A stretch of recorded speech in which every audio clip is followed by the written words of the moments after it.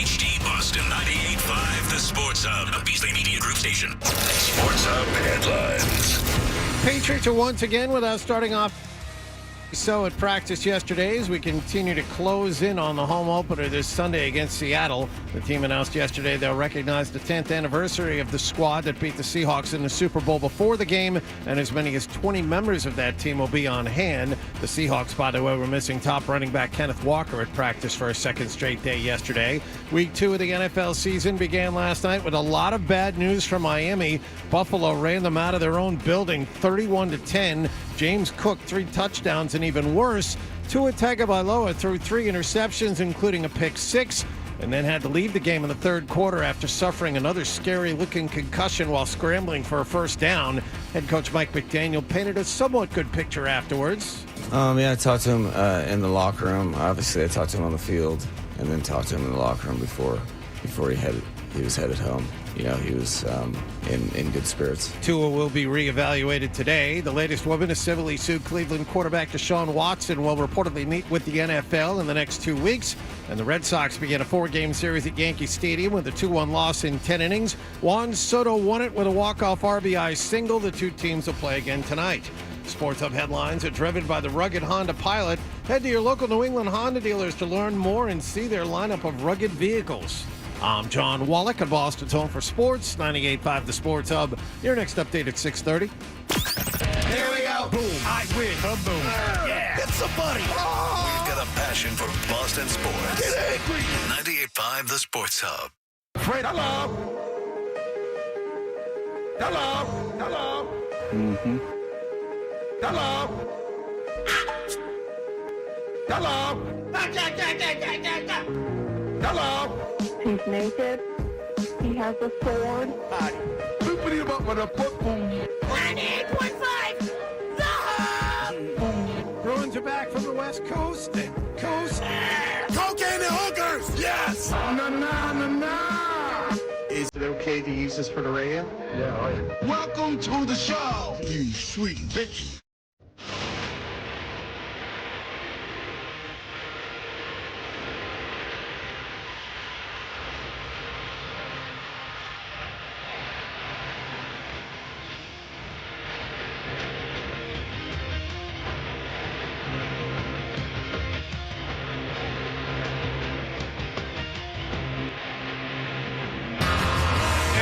Good morning, everybody. Good morning.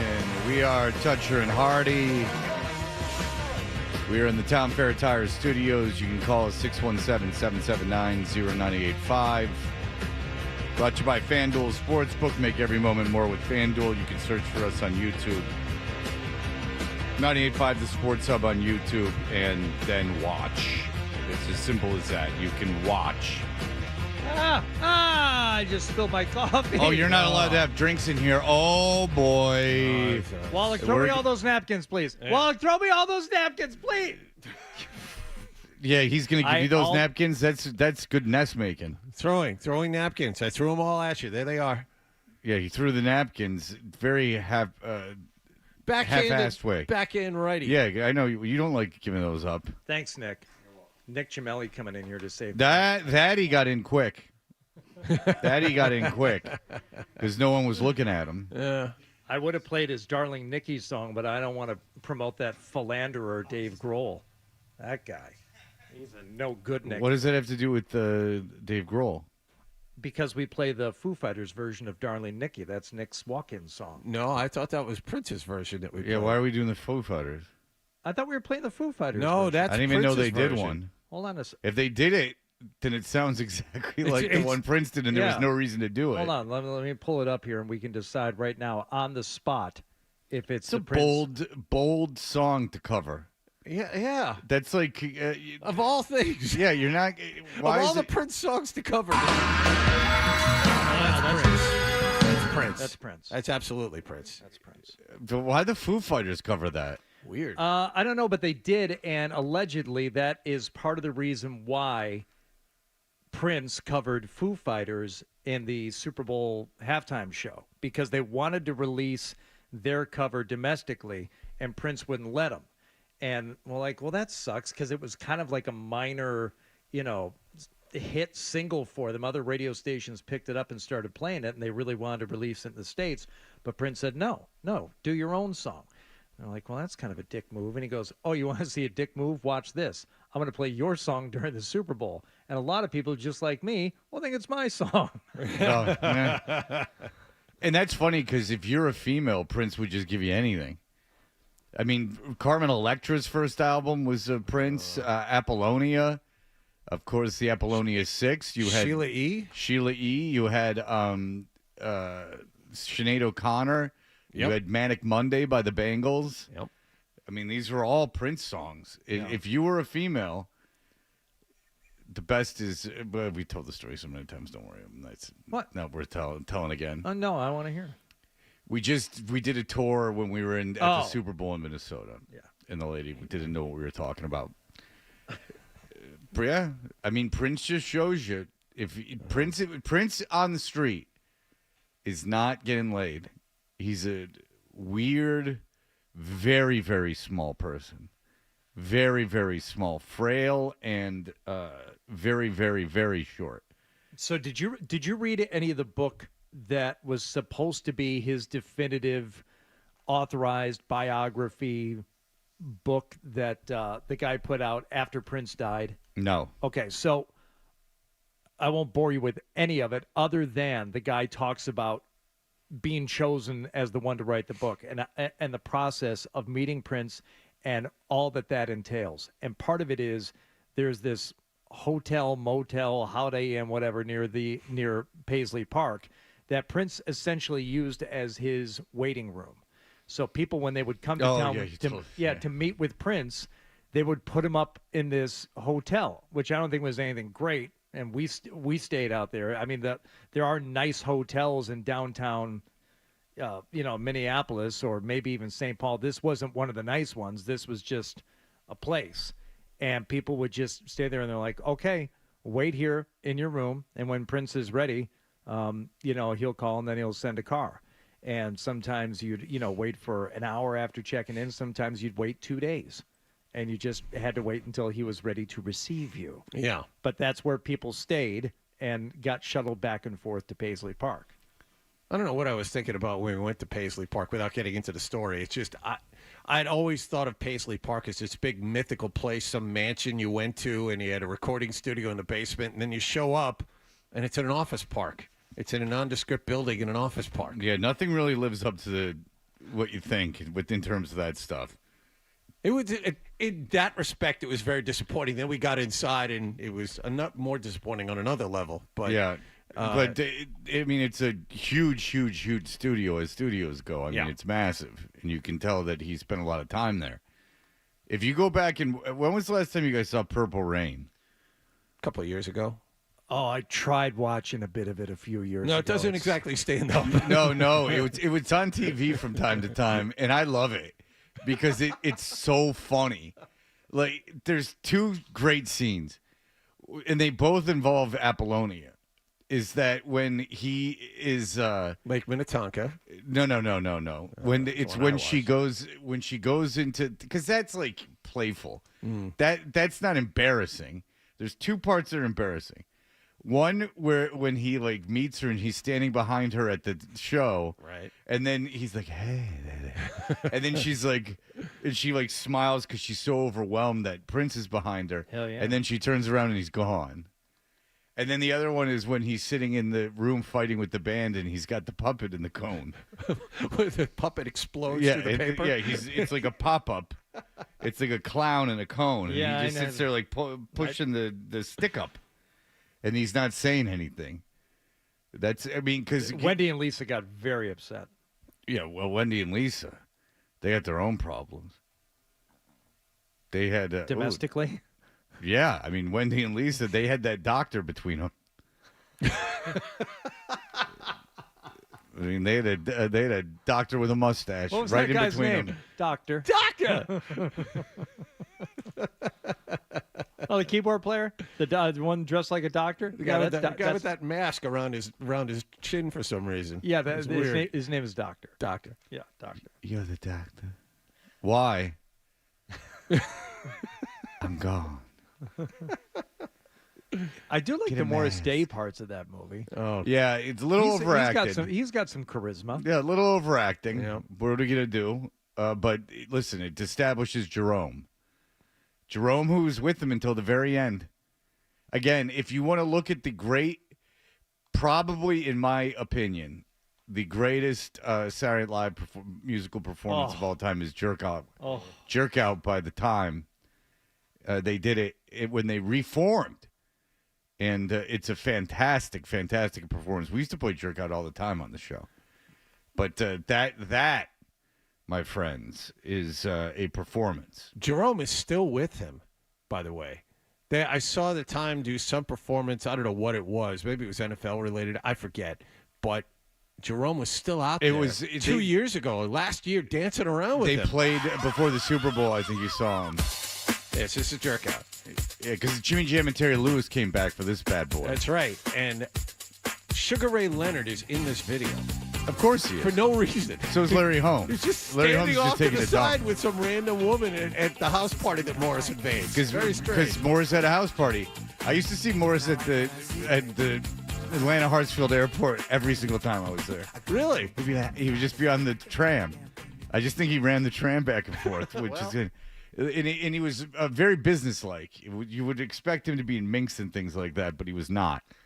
I think that might be a bit of an affectation for the audience.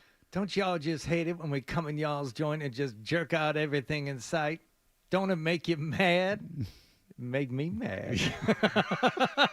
Don't it make you mad? That's right. Yeah, make he gets me into mad. the BMW that matches his suit. That's right.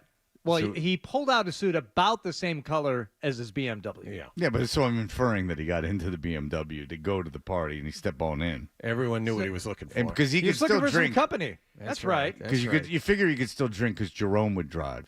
Yeah, that's right.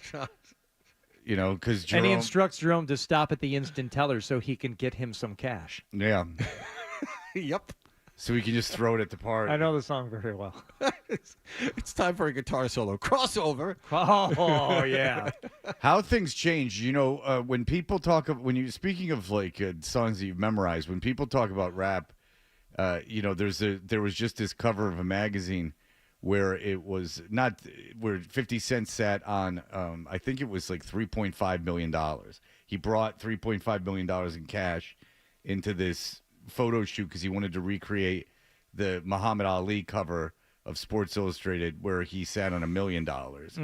And so he did that. If you go back to My Posse's on Broadway by the great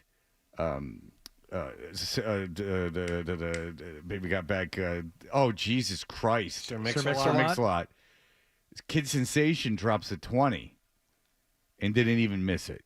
So it went from $20 to 3.5 million because the skeezer from the other crew picked it up and kissed it. Yeah. And then her boyfriend was ill and he went to smack her face. And then I Sir can't quote it Mix-a-Lot's- with you, but you're his on the coat money. sprayed the boy with mace. So I can remember everything from the jerk out, right? Right. Every single thing. Leave your number on the table by my database. Base. I love you, but you got to go. You can't stay home, but you got to get the hell out of here. I could like every nuance, the crossover and the guitar, everything. Last night, I misstated my daughter's birthday by almost a month in front of her. Oh, I do that all the time. This I Oh, can't sure. remember. I had a long conversation with her about taking a trip around the time of her birthday, but I said that's like 2 weekends from now. She's like, "What are you talking about?" I said, "What are you talking about? What is today's date?" And then not this weekend or the next one, but the weekend after will be the weekend after your birthday. So you went She's- way out on that limb being pompous, and you were wrong. Now, I wouldn't say pompous, but more like instructive, parental. And then she informed me her birthday was not at the beginning of October. It's, in fact, October 30th. So that I had trouble remembering. Yeah, the pharmacy's a real test to the senses. Like when your kid is with you at the pharmacy and they start asking birth dates. Because I have them on my keychain. Their mom, when they were born, gave me like little things for the keychain with their name and birth dates on them. So I relied on those so much. It's like a phone number in your phone. Oh, yeah. Like I relied on those so much. I have to, okay. So I have to do a like a trick to remember my sons. Instead of 8, 9, 10, it's 8, 19, 10. So I can do that. 8, 9, 10, 8, 19, 10. But for Katie, again, it's like the first child syndrome. I've never, ever been able to not state her birthday. 10/30/06, 10/30/06. I can do it. I can do it. It's no that's problem. easy. It's no problem. But last night it was a problem. That's easy. The day before Halloween? That's easy. Well, I wish you were at my house last night. Yeah, I would have really rubbed it in. I would have said, this guy obviously doesn't care for you. Right. Give me a dope slap in the middle of that Yeah, conversation. who the hell? What is your dad? Oh, boy. You'd think he'd know about your 18th birthday when you become a woman. Thank God Marcy's is easy. It's 11/11. 11/11. That one, that's, and it's Veterans Day. So. Oh, there you go. Yeah, Well, it's easy to remember. She's very lucky it's 11/11 and not 2 months earlier, because that's got to be a kick in the balls. You don't want, I mean, that 9/11 birthday, I had a friend, a guy I used to be friends with, I don't really know him anymore, James, and he had to move from Atlanta to Tulsa, Oklahoma, which, not Tulsa, because Tulsa's all right, to like Lincoln, Nebraska. And so, can you imagine being like a 50-year-old single guy in Lincoln, Nebraska? Hell yeah, all those college girls, I can do that. Yeah, they're really after him. He's a big piece. But his birthday is like he is 9/11. I always felt real bad for him. Like that's unfortunate. Now, Reagan got shot on my birthday and ruined it. Yeah. And it's ruined it ever since then, because all anyone can talk about on my birthday is the anniversary of Reagan being shot. Hinckley's you on know the it. street. You know it right off the top of your head, don't you, Wallace? No, I don't. Oh. You know, Hinckley's on the streets. They let him out. So is he out, Yeah. or does he have He's to do out, like out. some kind of like confinement at night? Yeah, he's out. Wow. He's out. We should have him on the show. I would. Listen, we'll go have lunch with him or dinner or whatever the hell's going on. Jodie Foster, that was his obsession, right? Yep. Jodie Foster's Army, JFA. Big skate punk band. Still around. All right. Listen, what's coming up? That was a good show. We Yep. should tie it up in a bow right now. Yeah, you can tell it's a day that no one wanted to get up. All right, what's going on? Because today is actually a big show. A big announcement that's going to make everyone very happy, Yep. that is not narcissistic on our end, because Nope. it has nothing to do with us, is coming up at 9 o'clock. Bert Breer is in. At 7 o'clock, our friend Robbie Roadsteamer was out causing trouble yesterday. We will have that for you. And again, he wasn't doing it for us. Nice. This is a very selfless show. I don't know what he was doing it for, but he does things. And also, it's a perfect description of Robbie. and also, he does things. Yeah. I mean, stuff that gets him a lot of views. And I'll tell you this, is that Mike Francesa has reached a new era of arrogance. You can tell when someone's star is fading because the need to express the arrogance becomes very, very, they need to do it. You to may not extol his remember. own greatness. Yeah, because he used to just extol his own greatness upon how much, like when people challenged his takes on sports, it would be like, Parcells asked me to be on the staff of the Giants, but it didn't pay enough. Yeah. So like all that stuff. But now that he's like been kind of like moved out of radio and he's doing his podcast, which obviously not many people listen to, he's feeling the need to really trump up his own legacy, because Mad Dog is just signed a new 3-year deal or something. And he's the same guy. He's the same guy you remember. It's amazing From the that fan. He has not changed a bit. Francesa, I agree with you, has intensified.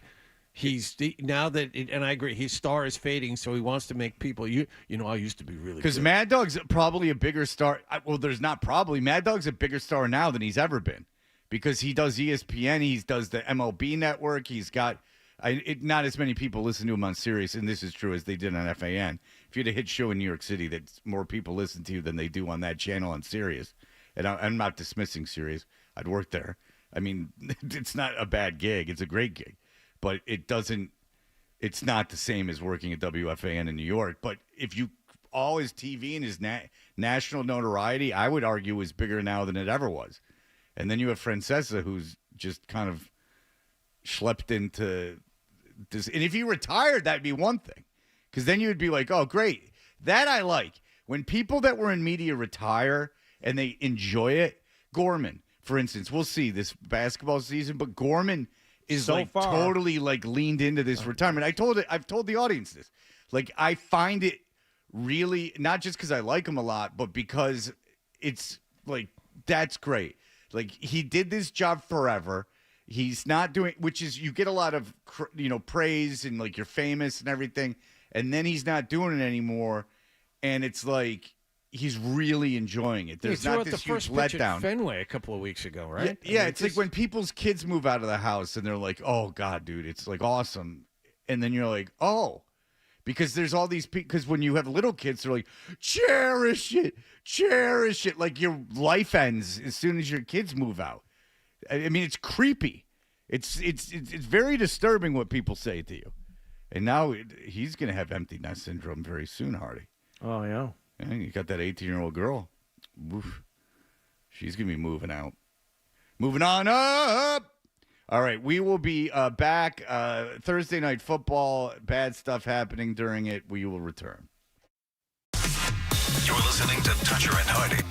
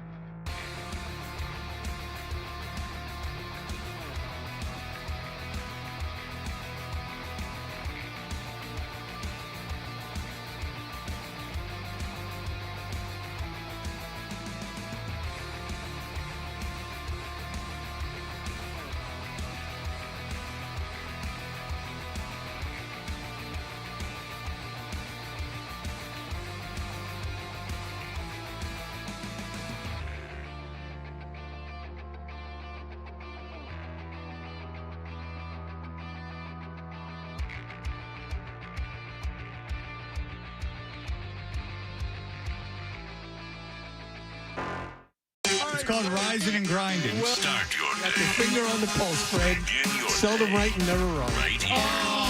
Is that Dutcher or is that Hardy? I know, looks like a poodle. It's an effing poodle, dumbass. The Sports Hub. Did you catch a game last night? Hey, we're Dutcher and Hardy. Please inform us of everything that happened last evening. Well, it was Thursday Night Football. Yeah, it was. Bills, Dolphins. Sean McDermott, 13-2 against Miami since becoming the head coach in 2017. The Bills had put up 475 points against the Dolphins in those 15 games, which is the most by any team versus any other team in the NFL in that time span. I mean, the Dolphins were ripe. I mean, they were overdue to turn things around. They did not turn things around. It was a bad night for Tua in many ways early on. Back to pass, fires over the middle, and looking for his receiver. It's intercepted. Picked off and coming the other way is Jamarcus Ingram up the right sideline. Still on his feet and finally tackled in Miami territory at the 36. It deflected off the intended receiver and right into the waiting arms of Ingram. Watching Tua early on, he looked like a guy who didn't play well against a certain team, and that was just kind of in his DNA. I mean, he was having bad luck with some of his receivers, and he wasn't making good passes either. No, Tua back to pass, looking deep down the right sideline. He overshot it, and it's intercepted. Picked off by Christian Benford. He overshot the intended receiver and had all time in the pocket. He just misfired, Eric, a costly INT.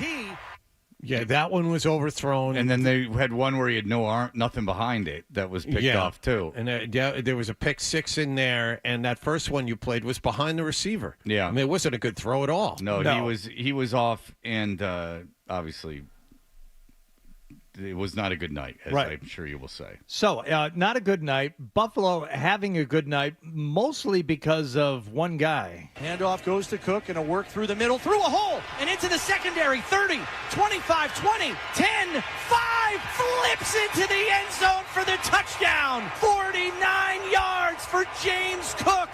If you're thinking I'm doing Josh Allen a disservice, I am not. He was 13 of 19 for 139 yards. James Cook, meanwhile, carried the ball 11 times for 78 yards, including that 49-yarder for a touchdown. Yeah. So, just real quick, Allen addressed it after the game. He's like, people are gonna look at the stat sheet and think that we didn't do anything. He's like, how many games are we going to get the ball in that kind of field position? He's like, every time we got the ball, we didn't have to go far, is how he put it. So yeah, he was 13 for 19 for 139 yards. He didn't have anything else he had to do. I mean, there was literally no more yards to cover. You can only go so far as they put you. Yeah, when they put you at their own 35 or they go for it on the 50, like you can only go 50 yards. You've maxed out all your possibilities, and you're under 200 yards throwing. And if I hand the ball to James Cook of all people, and the lesser for a long time of the Cook brothers, and he goes up the middle for 55 yards, there's not much I can do about that. I mean, my stats are going to be a little behind the times. Yeah, Josh Allen spoke about it. He was almost poetic. Tonight's a weird one because you get the ball so close to your end zone, 3 different possessions. It was a 4th down stop. There was 2 turnovers. We got it over there. So, again, it's not going to be eye-popping numbers on the stat sheet, but when you can put up those type of numbers on the scoreboard, that's all you care about. But, again, as time goes on, there's going to be more opportunity for our guys to go make some plays. You can tell Freddie did his homework because I just encapsulated that. And then, well, I think he encapsulated it. I encapsulated his encapsulation. Okay, very good, very good. Now, the real story of the night, though, happened later on in the third quarter. Tua keeping the ball, trying to pick up first down, get close to the end zone instead of sliding. Oof. Tua out of the shotgun, back to throw. Pressure, he's going to run with it at the 8-yard line. Got it. Puts his head down and gets bounced down at the 6, and he looks dinged, Joe. Oh, boy. I mean, he had to run. He wasn't sure, so instead of sliding once he got there, he picked up a couple extra yards. It's a great effort, but Boy, this is not good. No, it's not. Tua Tagovailoa is up, walking slowly off the field, however. It was a good stop by Damar Hamlin. Well, let's talk about that. Okay, so Tua is frustrated, obviously, because he's thrown 3 picks. So he's thrown. I think if he hasn't thrown 3 picks, he's not running like that.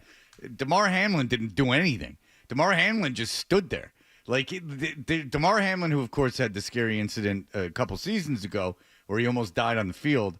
Damar Hamlin is in a crouch, and Tua just goes head first into his chest. Well, I just say it was a good stop because in that instance, whether you're a linebacker or a defensive back, that's a quarterback running. And even though he's just like any other player on the field, they don't call it that way. And if he goes into a slide at all, you can barely touch the guy. So instead, he did what he had to do, which is essentially stand there and absorb to his helmet into his stomach almost. Thank God it wasn't his chest again. And when Tua goes down, he did that weird thing with his hand where it's first his right hand is balled up into a fist and then the fingers stretch out. It wasn't that. It was his body contorting, too, while he was doing it. It looked almost as bad as the last one. It's one of those scary things. The guys who you just played calling it got it absolutely right. What you knew the second it happened. Well, they didn't. Good. They didn't know. They were like, he got it. He got it. Well, no. Afterwards, said he's down. It's not good. Well, if you're Tua, you got to think about retiring.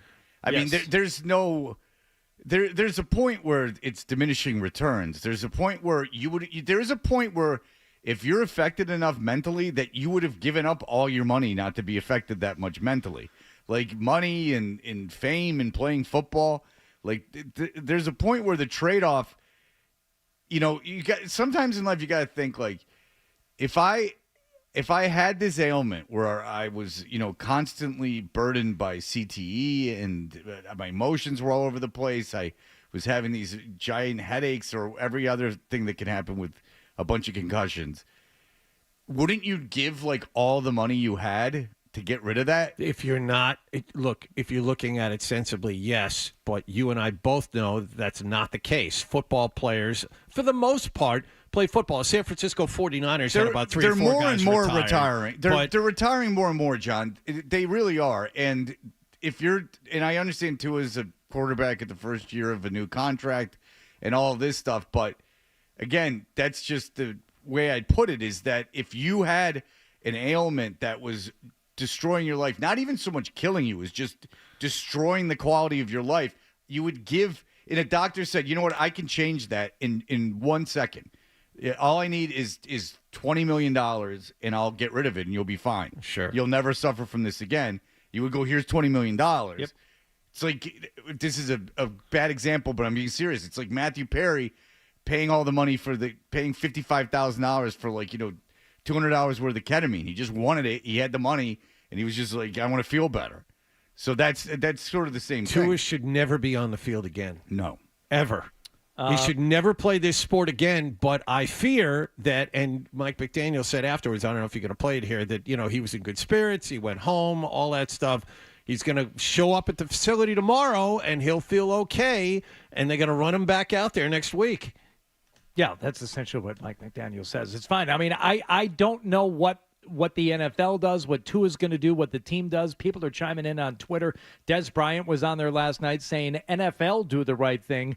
Tua can't play any more football, but they can't. The league can't do it. No, but the league can't. Right, what I'm saying is the league can't tell a guy when he can't play if he's able to play, if he's been cleared to play. But the team, the doctors, Tua himself, it's really staggering to think that he is going to take a couple of weeks, pass some concussion protocol and try and get back out there. It's just it's hard to envision that happening right now after what we've seen him go through.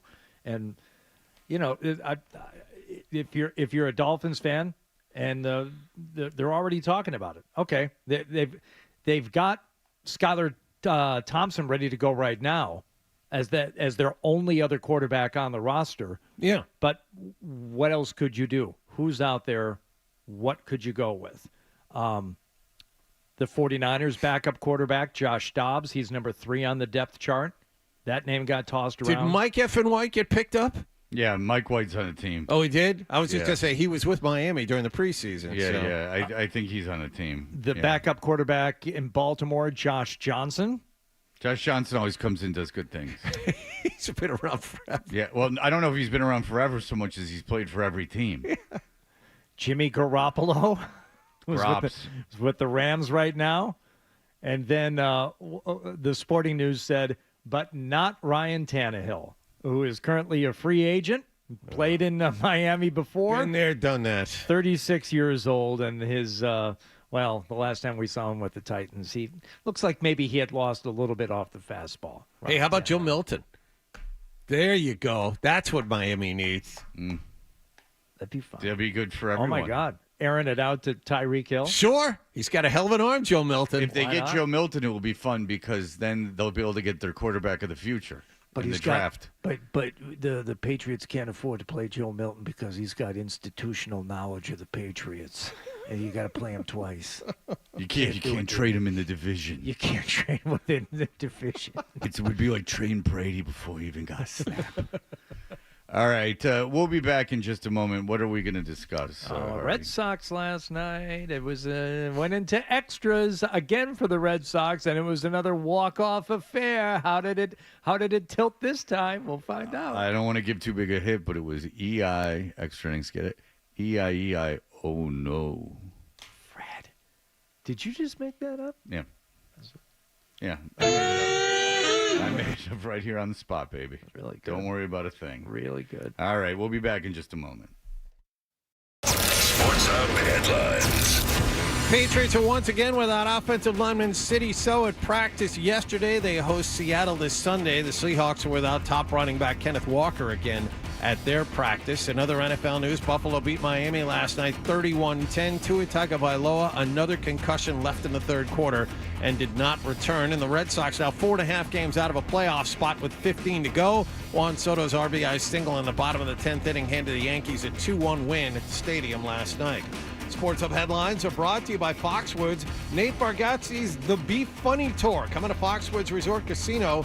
Tickets still available for Friday, September 20th at 9:45. Get tickets now at foxwoods.com. I'm John Wallach at Boston's Home for Sports, 98.5 The Sports Hub. Your next update at 7 o'clock. You're listening to Toucher and Hardy on the Sports Hub.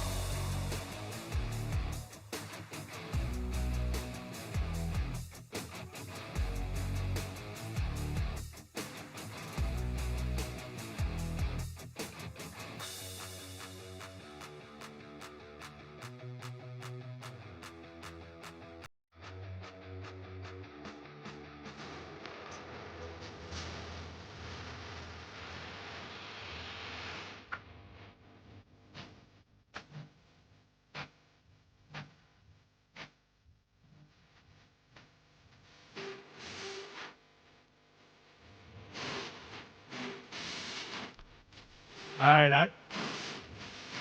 First of all, is this Alice Cooper? Yes, this is Alice Cooper. Does this have something to do with it being Friday the 13th? Yes, it does. It is, he's back, the man behind the mask, from the Friday the 13th Part 6 soundtrack. Just got played on MTV. Yeah, I remember the video. Huh. It's not, I mean, for the era, it's not a terrible song. So, Alice Cooper, with a very interesting fact about him, his agent Shep Gordon has a documentary about himself, Shep Gordon. Oh. That is 1,000 times more interesting than Alice Cooper's biography. And Alice Cooper's had one of the more interesting lives in the history of the planet. And Shep Gordon telling stories about him managing Alice Cooper is 1,000,000 times more interesting than hearing Alice Cooper talk about it. Now, you would love it because there's a lot of golf analogies. Oh, I like it. I like it already. Yeah. Does he talk about his snake? Alice Cooper had that big snake he used to travel with, which we also used as part of when I was doing tech for Franz Harari, who is an illusionist of note. I'm sure you guys all know who Franz Harari is. No. Very big in Asia still. Oh. I like how he did tour. it, how he makes it almost sound like Ferrari by going Franz Harari. I believe the man's real name is Franz Harari. I mean, I don't know you for wouldn't sure. change it for sure. I mean, that's a fact. Yeah, but when I was, running the smoke machine and, doing just tech work, I wasn't on stage with Franz. I had not achieved that level of... Sure. Did he fill you in on how to do the illusions? Oh, it's impossible not to. I mean, you're helping, to set up the props and build them, and you're watching from the side of the stage, and you see all this stuff. Did you ever look and say, when I do my act, I could see how he did this, but, I could do this way better?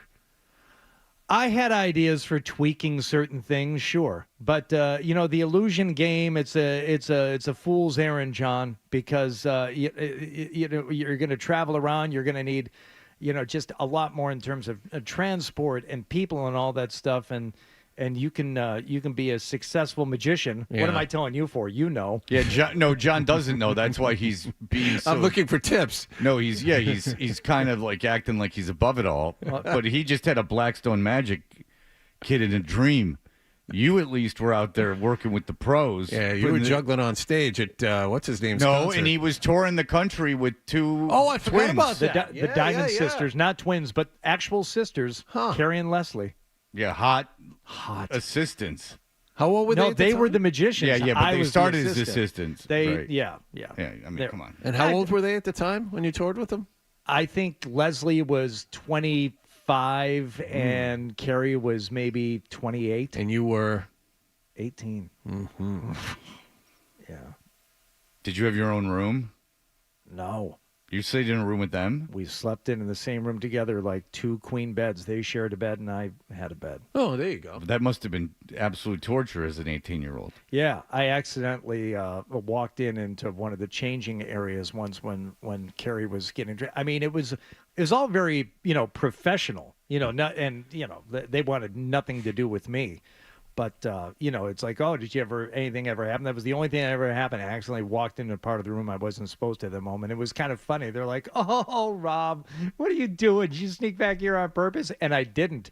But had I known she was doing it, I maybe would have. Because you're 18. It's all you can think about. So how long were you on the road with these two women? Oh, we did, I think, 2 trips. We did one to Chicago, and then, 3. We did a show in Chicago, a one-off show in Chicago. We did a convention in St. Louis, and then they got hired in Monterey. I can't remember where it was, but they were almost all the convention was obviously what that was, but the other 2 trips were essentially like big golf course events, either at a member guest or some kind of a stag night or something where it's like, we got these 2 hot magicians out of Michigan and we're gonna fly them in to do their show, and that's what it was. So you I think weren't on the road. One was at Medina in Chicago.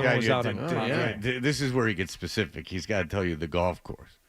Well, that's what I remember because there was nothing else going on for me. But you weren't like on the road with them like touring. No. Okay, because I was gonna say if you were touring, I mean, at one point if they were 28 and 25 and you were 18, you would figure one of them, just out of boredom, get a little lonely out there. Sure, kind of an almost famous situation. Let's deflower the kid. Or I mean, something like that. Were you a virgin when you were touring with them? No. Okay. So yeah, you didn't need to be deflowered. You would just think that out of boredom, wouldn't you? I mean, if you were sharing a room with someone and everyone was relatively attractive and young, you would think that at some point, if everyone was single, that you would that just out of boredom you would hook up. I mean, I'd like to think so, and I'll be thinking about that later, I'm sure. But I'm also, if I'm being honest, they thought of me as like a little brother, like a dorky little brother. I don't think it would have ever happened. It just seems like it would be natural. Oh, it felt very natural to me. Yeah, I was all about letting nature take its course. How long did you have to wait before they after they fell asleep before you did what you had to do? I never did that in the round. Oh, that must have been. Would you go in the bathroom? How dare you? Because I would imagine. I waited until they were on stage, and then I would sneak behind the curtain. Okay. Just taking professional. There's a period of time when you're 18 that the word professional goes out the window. Yeah, you're 18. You have 18 years old, libido. man. That's a drive that's very difficult to downshift out of. Yeah, I went a year without doing that when I was 18 because I had a girlfriend in college that lived on the same floor as me, and I made a pledge to myself that I was not going to do that for a year. That I was only going to. Why? That's a record. Because I was so happy to be able to have sex whenever I wanted that I was like, I'm not going to waste it by myself. This is the second instance of a. I struggled with it. Yeah, you felt a lot of shame when it came to self-gratification. There was the burning of the pornographic magazine in the bathroom in your parents' home, and then there's the purposely abstaining for a period of a year. Did you make it the full year? I believe it became a thing. Like halfway through, like I didn't even realize I had it until halfway through because I was just like we were both 18 and 19, so we were having sex like 4 or 5 times a day, which she not 5 probably 3 or 4 times a day, and so but she would be like, oh my old boyfriend in high school, he would just keep going, and I was like, huh. Like, I didn't understand how that was possible. Like, they would finish one session and right into the next session. And she was telling, so, like, there was this better guy than me that she had in high school. Keep going? Yeah, she was just like, keep going. Well, now at my age, yeah, I can go forever if you want. I mean, like, seriously, like, I've had girls get frustrated. Like, just like, dude, when's this end? I'm like, I don't know. But this could go on forever if you want. Do I need to read something? Is there a book you can give me? No, just like, do you not think I'm attractive? And it's like, no, I do. Well, then what are you doing? Just finish already. Stop. Yeah, exactly, kind of is what the thing is. That's it's like, yeah. That's very congratulations. I don't know what to say about that. I don't think. I think that sometimes women are like you. Don't you think I'm beautiful or something? Like, yeah. Yeah, but I like. Don't take this the wrong way, but this has nothing to do with you. No, I enjoy. I'm enjoying all of this. This is very enjoyable for me. But it is what it is. I'm a man who's trained himself. And there's no getting over the training. It's almost become. We've been talking about this for 18 years. I mean, it's just something that's. I've trained myself to, and now it's very difficult to get over that training. I'm like Danielson. You can't. He's never going to forget how to wipe the floor. But, yes. But the thing about burning the penthouse when I was in high school, I don't think was as much about self-gratifying and being ashamed of it, although that was a part of it, as it was I was just like fed up with like what a loser I was. It was more like, why aren't you out like with girls? Like, why are you home like doing this to the same magazine over and over again? Like, why are you not doing more? Like, it wasn't so much the act. I never thought the act was wrong. I never thought, well, I mean, I thought no one else was doing it because back then no one talked about it. But I never thought it, I never felt I don't remember feeling guilty about it. I remember feeling like a loser. Like, the 100th time with the same magazine, maybe the 1,000th time with the same magazine, like what am I doing here? Like, this is ridiculous. Yeah, back then you felt like a loser, as opposed to now when you feel really good about yourself. Well, now it's just like it's a necessity when it happens. When it happens, it's just like this is almost medical. Like this just needs to happen. It's just it's the 4 bodily fluids. I have too much mucus in me. I have too much saliva. It's like a bloodletting. It's just restoring balance. Yeah, it's always at the same time, and it's always in the same scenario. It'd just be like 1 out of every 10 naps. So I'll just right before the nap, I'll just go, all right, this needs to happen. Let's just shift gears briefly here. We don't want to not mention the Red Sox, who you couldn't. It's contractually obligated. Began their second to last road trip last night. They are playing the Yankees in the first of 4. Yankees with a solo homer, bottom 1, and then in the 5th, how ironic, solo. The Red Sox. How apropos. How apropos, a solo home run, not a 2 to tango home run. No. Sox would answer in the 5th. Jansen hits this ball to deep left field. It's carrying well, and it ties the game. Danny Jansen with a solo home run to start the 5th, and it's 1-1. The deadline pickup. It's his 3rd home run as a Red Sox, and we're back at square one. There we go. So the score would remain tied at 1. They would go into extra innings. Juan Soto's at the plate. Grounds one through into center field. Here comes Birdie. Rafaela's throw, not in time. Juan Soto's first walk-off hit as a Yankee comes against the Red Sox. 2-1 your final in the first of 4. 2 things. First of all, Sox 4.5 out with 15 to go. Season. They're not making that up. They got two teams to hop over. But the other part of it is Aaron Judge. Oh, yeah. Aaron Judge did not hit a home run last night. He was on fire in July and in August. Yeah. He had 51 homers before the end of August. Did not hit a home run last night. That's 16 straight games without a homer. Was he 0 for 4 last night? I believe so. So you look, Aaron Judge, all of a sudden, not all of his power, but the guy who plays in a bandbox of a ballpark can't hit a home run. He was 1 for 4 last night. I mean, it's a really mystifying thing that has happened to him. On the account of the math, it doesn't work. They're not going to the postseason. You can kind of take the hands off the wheel now with the Red Sox. Mathematically, friend. They're not your problem anymore. Mathematically. All right. We will be back in just a moment. The man, Albert Breer, big shot, big Amazon Prime, big shot on Thursday Night Football will be joining us in just a moment.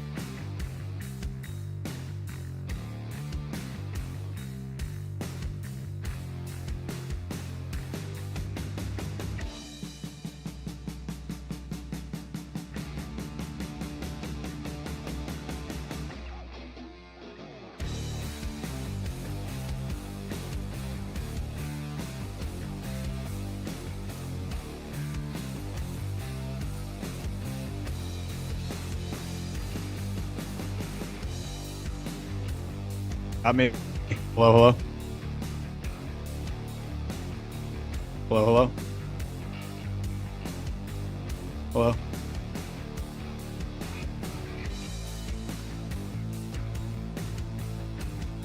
Can't hear you guys.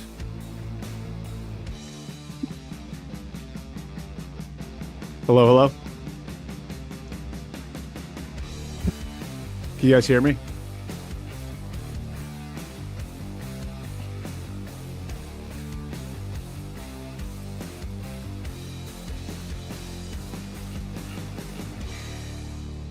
There we go. Now I hear you.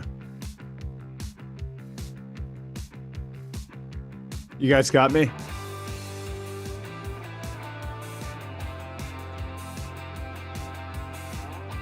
Do I need a StreamYard thing too or no?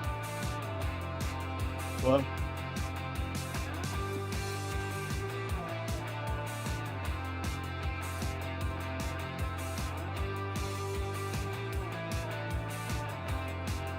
I got you. You got me? No problem. All right.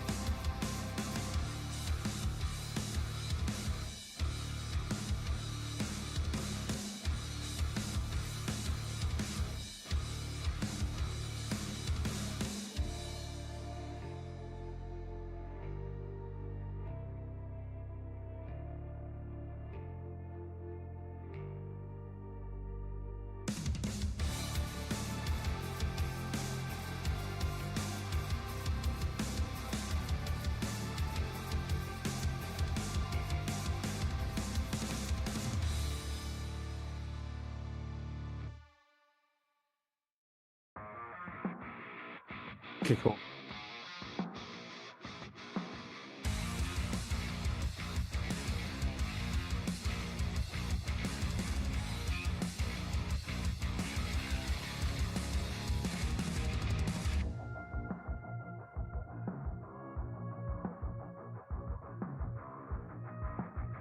Okay.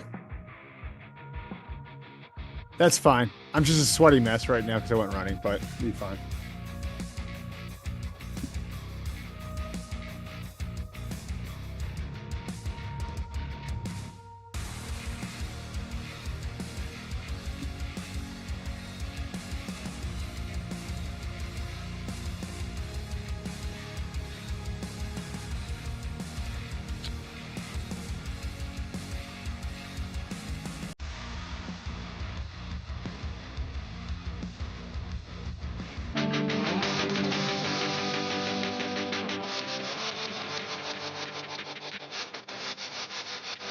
I know this song.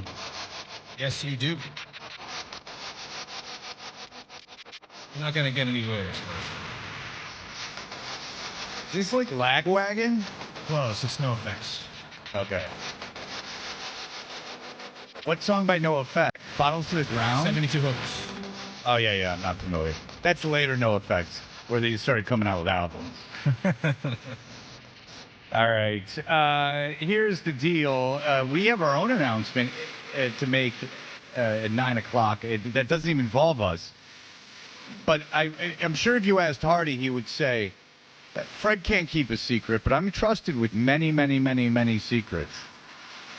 And for months I've known, at least a month, that Bert Breer had big things on the horizon, but I talked to no one about it. I'd kept it in my back pocket. And then yesterday on Zolak and Bertrand, it was announced that our friend Bert Breer, who is the senior content fellow or whatever that we call it over there at the Big shot. He's a big shot. MMQB. He had an announcement on Zolak and Bertrand that he's now, you might have seen him last night, I suppose, one of the big shot Amazon Prime talking heads, as they put it, studio fellows. Bert Breer from Miami, Florida, where you were working for Amazon. Hello, congratulations. Thank you. You're a vault, Fred. I was able to trust you with that one. And I think it actually has been like 2 or 3 months. I think I probably told you, Mike. Yeah. Did you tell anybody else? Did you tell Wallach? Wallach, I can't remember if Wallach was privy to it. Maybe he was eavesdropping on us. No. We were walking down to go to the cafeteria. No, I never. Is that what it was? Bert, you didn't know? No. I could have sworn I told you. Nope, never told me. No, you never told him anything. Okay. No. Well, I'm sorry, Wallach. It's all right, Bert. I understand Fred is very upset if anyone knows other than him. Let's talk personal. Hardy, are you surprised by how much information I hold in me? How many people? No, that's pretty good. Fred, that's pretty good, though. Like, seriously? Did you tell Zolak? Did you tell Zolak? Oh, I don't think I told Zolak. No, that's why that's like telling the entire state. That's right. No one found out. That's why you didn't. I tell will him. deliberately drop information to Zolak precisely so it gets out. Yeah. Well, we all do that. Like people's contract situation, or one guy's contract situation, I kept telling Scott about, because I knew that if more time I told Scott about it, the more it would get out, and then it wasn't me that said it. But then before you notice the paper. Yeah, well, yes. Or on a Twitter thing or something. Yeah, there's people that get the ratings before I do. So I don't even report ratings before I even get them. So I don't know what's going on. But congratulations. Yes, congrats, Bert. That's I appreciate it, guys. Thank you. Yeah, I just had to make it a little bit about myself. Why not? All right, Bert, how Miami, we all saw Tua get hurt yesterday. How many concussions is this for him?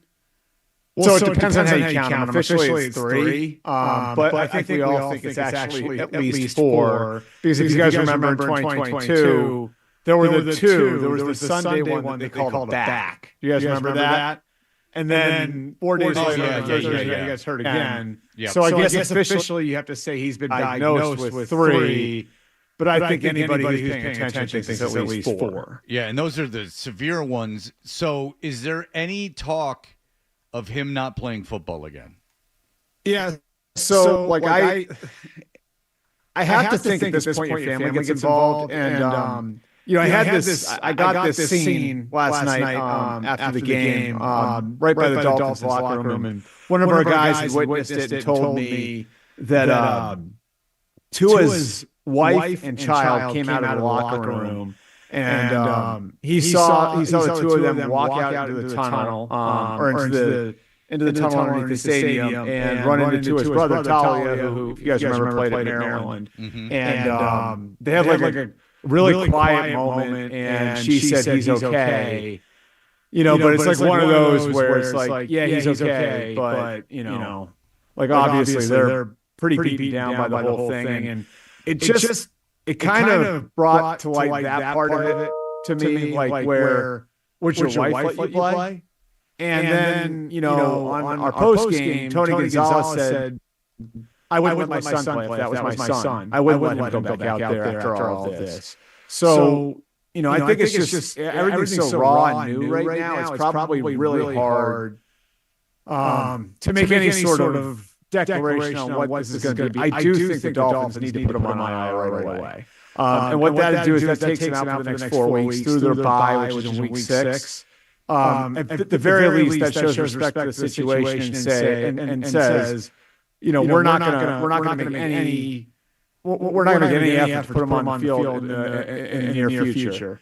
And then, he can go through all the testing and everything else. But I can't imagine like that there aren't people talking to her right now about retiring. Bert, I don't think the testing matters at this point. I don't think so either. Yeah. I mean, they can test him for as long as they want. I mean, how long has it been since we saw that scary fencing move concussion last year and this year? Right. I mean, one hit will do it to him again. And as bad as it looked, that wasn't necessarily a really violent hit that he took yesterday either.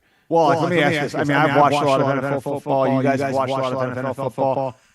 I think this is the only guy I've ever seen that with. The fencing. Yeah. No, you're right. I haven't seen it either. Yes. It's scary each time it happens to him. And it's not like he just got concussed last week either. This is in him. He's at danger for this 100% of the time he's out on the field. I don't care about baseline testing. I don't care how they evaluate him tomorrow or the next day. You have all the evidence you need. This guy shouldn't play again. I mean, yeah, so I talked to a couple of doctors last night too, and so that fencing posture, which I'm sure everybody out there, if you didn't see it, it's the thing with the fingers that happened the last time, or not the last time, but with the first diagnosed concussion, which again we all think was probably the second concussion. When I talked to a couple of doctors about it last night after the game, the way it was termed to me was like an involuntary brain reflex. So it's basically your brain and your brain stem reacting to something that happens, and it's it's the sign of a serious brain injury. I don't think it necessarily means he was knocked unconscious, but it often does mean the guy was at least unconscious for a second or two. I mean, it's just like it's horrifying, and like the minute he went down, you could see it because you like saw his head and his neck kind of like and God, can you believe that was DeMar Hamlin he ran into too? I know. And funny, I wasn't even watching the game at the time, and my friend who's a Buffalo fan, that he made that exact point. He kept saying DeMar, and I'm like, is he saying Lamar and just spelling it wrong? And then it was like, yeah, that's crazy. And it was, because DeMar Hamlin was just standing there. And he actually tried to get out of the way, it looked like. Yeah, he tried to and Tua just speared him right in the stomach. And do you think that this is just something that's a little bit out there, but do you think that he would have, if he hadn't thrown those 3 interceptions, that he would have done that? Do you think he would have slid if he wasn't frustrated at the I don't know. Performing? Yeah. I mean, it's hard to climb in inside a guy's head on this sort of thing. What I do know, and I think we've talked about this in the past in relation to players, right, is that like some guys are just more prone to things than others, and some guy and Tua for one reason or another has been very prone to all kinds of injuries. And I mean, if we're being fair, part of it is that whether it's instinct, vision, whatever, he just doesn't do a good enough job protecting himself, and he never has. And, he's put himself in harm's way over and over and over again. And I hate saying that about him because I think everybody's prayers are with him this morning, right? But, like, this is a guy who has a penchant for, putting himself, like, he gets himself in these situations. And, he's actually tried to work on it, too. I mean, you guys know he, did jujitsu, right? That off season to try to, learn how to fall. It's something other players have started to do too. And to some degree it must have worked because he really didn't get hurt last year. But, you can go back to college, right? So he had obviously a very, very serious hip injury in college. He couldn't stay healthy in college either, so To some degree, you gotta look at this and say he did not properly protect himself, and I think that's one thing it could be, Fred. It could be like a level of frustration with how he had played against a team that he's had almost no success against. That was in the process of blowing his team out again. Maybe frustration was an element. Bert, is there any scenario where if, let's say in Miami, they put him on the IR and 5-6 weeks from now, he's deemed okay to play and they're getting ready to play him and it looks like he's coming back, where we're all still having the same conversation? Is there any scenario where the league could step in and say anything about the situation? I mean, it's hard because look, the reality, I'm not saying they're going to do this, right? Like, please don't take this the wrong way. Because I do think the Dolphins are a relatively responsible organization. But, I mean, the reality is, and any football player knows this, is that if you want to find a team, or if you want to find a doctor, or your team wants to find a doctor that'll clear you for almost anything, they'll probably be able to find that doctor. And that's what sort of scares me about something like this, is that, like, if they're determined to get him cleared, there's probably a way to do it. Now, you'd hope he would listen to the right people. You'd hope the team doctors would act accordingly. But I mean, you guys have to remember too, like the psychology of the football player is really so different than what any of the rest of us do. Because if you think about it, imagine being just so incredibly elite at something that, like, it becomes your identity. And then you get to a point where you're playing or you're doing that thing at the highest level possible and making tens of millions, or in this case, hundreds of millions of dollars to do it. And then, so everything in your life has been wrapped around this. Your identity has been wrapped around it. And then someone taps you on the shoulder when you're 29, 30, 31 and tells you you can never do that thing again. Like, that would mess with you, right? Of course. So imagine then Tua, who went through everything with Flores the first 3 years and who has been hurt over and over and over again. And finally he gets into a situation with a coach that's really all in on him. And, like, he gets this massive contract and he's the guy in Miami, and everyone like looks at him as having turned the corner. And now, like, people are telling him, no, you got to walk away. That's a hard thing to deal with. And I do want to have respect for that part of it too. Cause I think, like, deep down, like, there's part of all of us that hopes he retires, right? Would you say that's fair? Sure. Yeah, absolutely. Yeah. So, like, there's parts of all of us that hope he retires, but you can't put yourself in that guy's shoes. The idea of giving up something that you've put so much into, put your entire life into, this become your identity, is a really hard thing to do. Yeah. It's just, my point is just, if you say he's worth $400 million or something, and you have these terrible CTE and everything else that comes with the chronic concussions, you'd give all that money up if a doctor said, I could get rid of that for you right now. Like, you know what I'm saying? Like, your quality of life becomes like, what's money? Or you can't play football anyway. I mean, it's going to stop.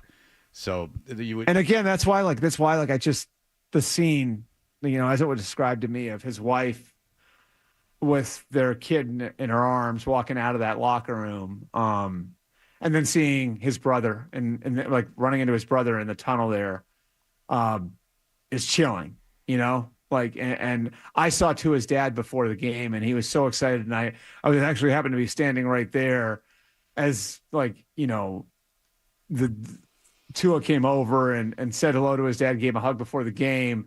And I thought about that too, because Tua's dad's been really involved in his career too. And God, if you're like his dad, like, I don't know how there's anything you can say, but, son, I think you have to think about retiring. Yeah, absolutely. All right, Bert Breer is going to be with us all hour. We will continue with him. He's a big shot, big national fellow writer, now television personality. He's the king of all sports media. Someone said that before. I don't know who used to say that phrase. All right, so we'll be back in just a moment.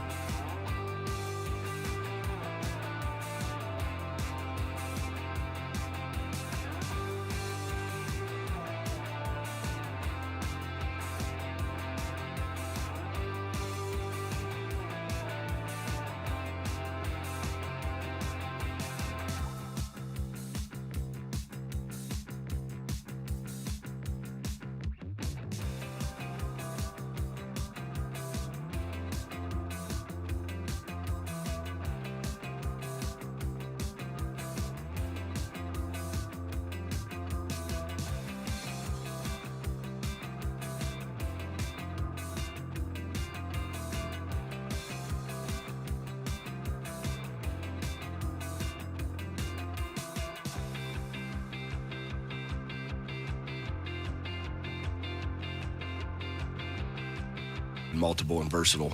Again, I always talk about putting our players in the best plays to make them successful, best situations to make them successful and using their skill sets. I've told the guys in the room we might run it 40 times this week and throw it 40 times the next week based on the defense. So I'm very confident in our group. I think our skill group is a talented group. We don't have any huge names outside at receiver, but we got a bunch of guys that make good football plays. This is Jay Dilla. I know that. All right.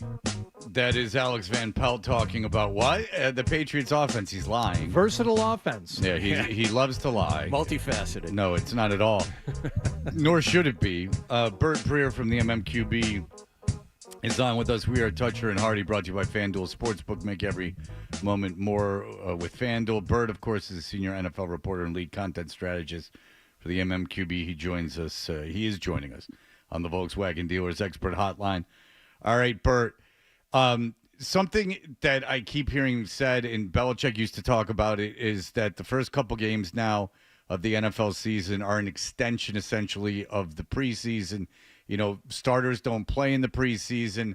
The lines don't have time to gel, things of that nature. We know Mayo ran a very intense camp by all reports. Is that a strategy that the Patriots have used that will benefit them early in the season, because teams that are looking to make long playoff runs are willing to sacrifice a little bit at the beginning of the season to have more on the back end? Yeah, I think you can see the differing approaches from team to team, Fred, because I will say this, but to begin with, more teams are running more intense training camps now. I think some of the sports science has swung back around, so you've got more 2.5-hour practices across the league now. You have more contact, I think, in camp than you've had the last couple of years.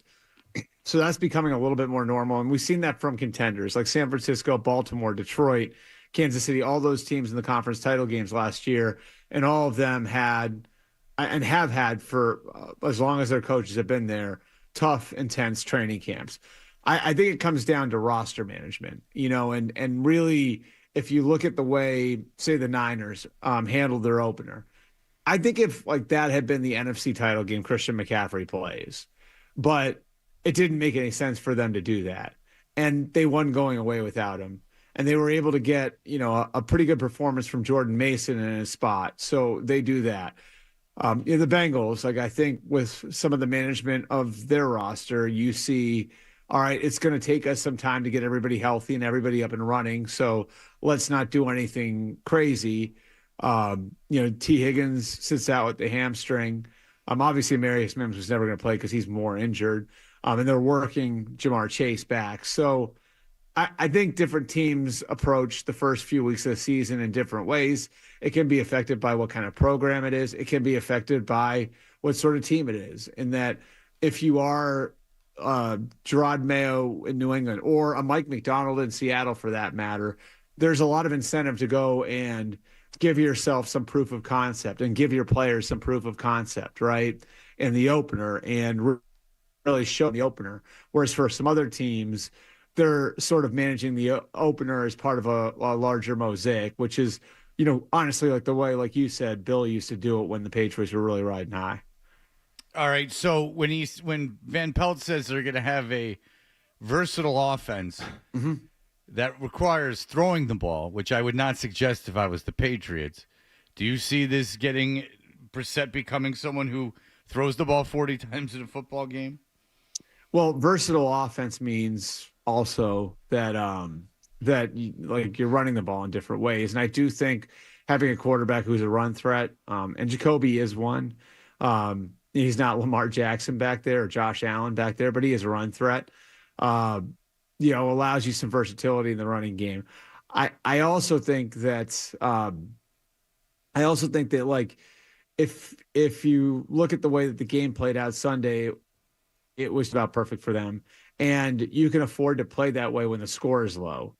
I think the question is going to be, the defense looked great on Sunday. You can't take anything away from them. That's, an offense they were going against that's, been to 2 championship games in a Super Bowl over the last 3 years. So you can't take that away from them. Can they do that on a week-to-week basis? It's really hard to try to play that sort of game every single week in the NFL in this day and age. You can do it. You're just walking a very narrow path to victory every week. And so the Patriots can be versatile. They can lean on the run game. They can do different things as long as they can manage games certain ways. And I think in order to do that, because they aren't all that explosive offensively, it's really going to come down to their defense maintaining this level of performance. Okay. I don't want to get into like a semantics argument, but versatility in the run game is not the same as a versatile offense. But I understand what you're saying, and I get it. But if they do just stick with that, can they continue, that extra offensive lineman? Can they, that worked, that worked for, a time against the Bengals, but, let's not make more out of it than it was. It was a low score. It's also game. on tape now. Yeah, and it's on tape. And really what they accomplished more than anything, Bert, was, I think, time of possession and just killing a bunch of clock when they already had the lead. So, how often does that really work in the NFL week in and week out? It's hard. There have been teams that have won that way, but there are fewer of those teams now than there used to be for sure. Can you win 13-10, 20-17 every single week in today's NFL? Probably not, especially when you're living in the AFC. Now, I'm trying to think of a team that does that. You could say like the Niners can play that sort of game, but they also are capable of playing in a shootout, right? Because of all of the weapons that they have around Brock Purdy. The Eagles have been able to play that sort of game, but they've got A.J. Brown and Devontae Smith and Saquon Barkley and Dallas Goedert. So the teams that have done it best are still pretty loaded and capable of getting into shootouts. You can win that way. I think you definitely can win that way. Can you win that way every week? Can you build a whole season playing that way? That's where I think it becomes a little bit more difficult. But for the here and now, Bert, can they win that way this weekend against Seattle? Can they win that way against the Jets or the 49ers, who are the next two teams on the schedule? They're going to have to get versatile pretty quick here. So Seattle's like an interesting one. Seattle, I look at where the Seahawks are, and they're playing the Ravens type of defense, the Ravens style defense. And they've also got like a full complement of weapons around Geno Smith, right? So they're going to give you unscouted looks because they only have, again, 1 week on tape. And they're going to be probably a little more difficult to prepare for than the Bengals were because of that dynamic. Not saying they're as good as the Bengals. And then offensively, we talked about Gonzalez on the midday show yesterday and the job that he did with Jamar Chase. And I know he wasn't covering him every play, but because T. Higgins was out, because Tyler Boyd is gone, the Patriots could go into that game and say, if we take away Jamar Chase, they've got a bunch of young guys who probably aren't ready yet. And it wound up working. This week, if you take away DK Metcalf or you take away Tyler, then you have Tyler Lockett. If you take away Tyler Lockett, then you have Jackson Smith and Jigba. And then behind Geno Smith, you've got I think a guy who's going to be one of the best running backs in football this year, and it's Walker. So it's a different challenge this week for sure. Looking ahead, and in terms of what the Patriots have coming up on the schedule, you look at how the defense played. You look at the special teams play.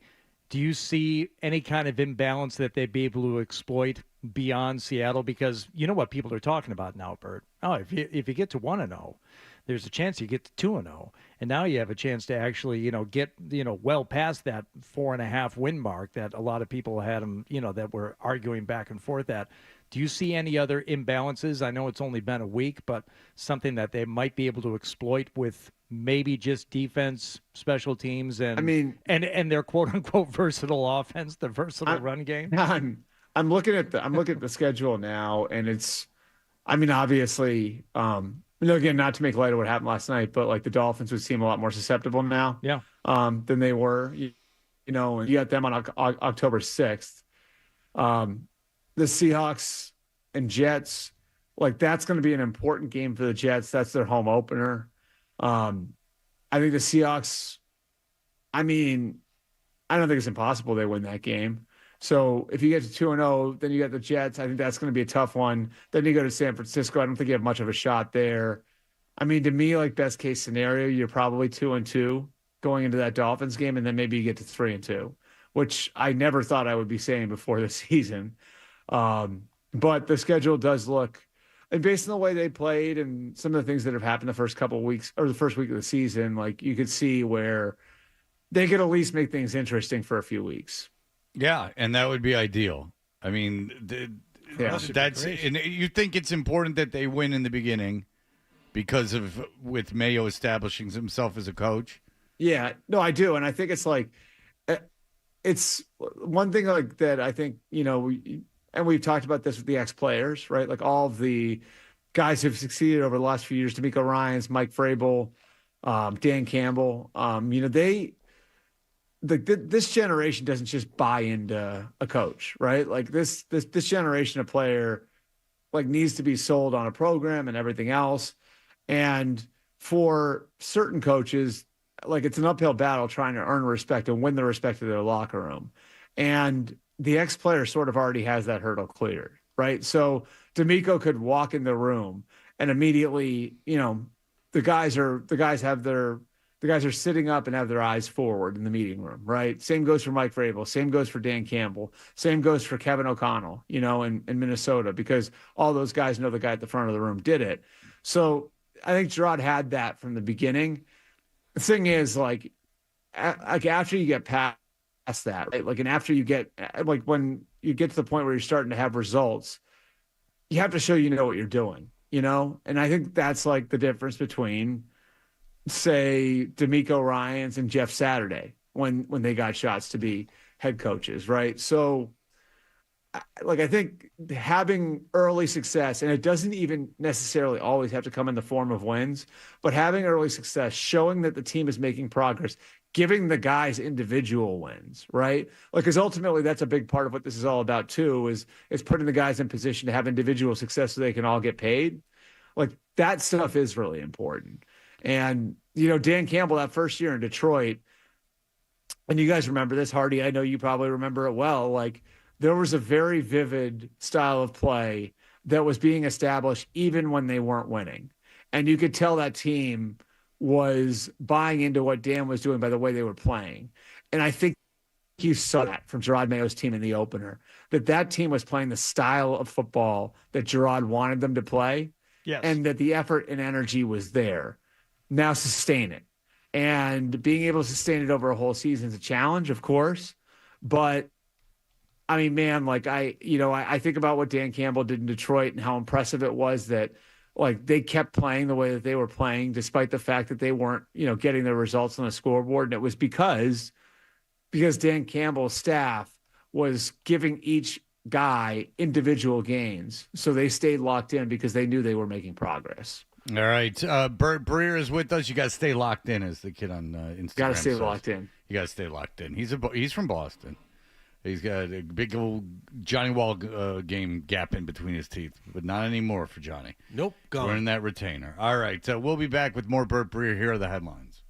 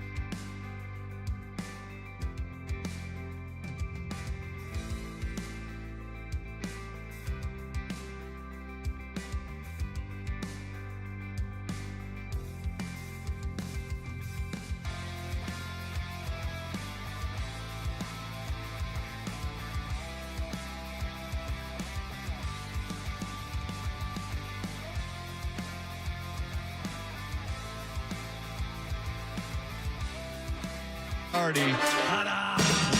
Dutcher and Hardy. I no longer love things. Let's go. Let's ride. 98.5. Like, let's roll the dice. The Sports Hub. That's about it. He can run straight, run jet sweeps, and just run straight. We can't do too much else, so that's about it. Feel like you put your hands on him. He's only 100-some pounds, so if you put hands on him, you'll stop the speed. So basically, get hands on him.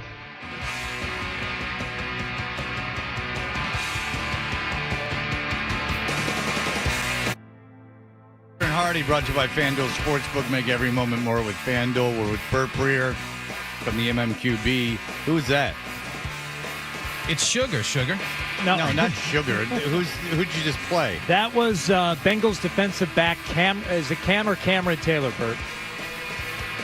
Cam Taylor-Britt, you mean? The Bengals DB that called out Xavier Worthy? So he's talking about Xavier Worthy because he was asked, like, hey, you guys got the Chiefs next. You know, how are you going to Xavier Worthy? He's something else. How do you stop him? And he said, he just runs straight. He's fast, but he runs straight. And he only weighs about 100 pounds. So you just, get in his way, and that's no big deal. These Bengals, I don't know, for a team that is... They've always been like that. Remember when they were super dirty, when they had the real dirty fella on the... What was the... They were like the mean machine for a few years there. What was they had? Yeah, go ahead. Name them. They had like Pac-Man and Vontez Perfect. Yeah, Perfect. Perfect. He just loved injuring Steelers. That's all he did. Antonio Brown. Bert, why do you have a towel around your neck? Oh, because I went for a run and it's super hot here, and it's I mean, I can't tell you like how warm it was last night at that game. So I have a towel around my neck because I'm sweating my what off after I went for a run before I your ass, your balls, your tuchus. What are you sweating? Everything. All right. Now that he's on Amazon, you can't say such words. I understand. Those aren't even 7 dirty words, Bert. You got to familiarize. You never know. I don't know the 7 dirty words. I gotta figure. I think you Google that. I think yes. Well, yes, I believe it's available on Google.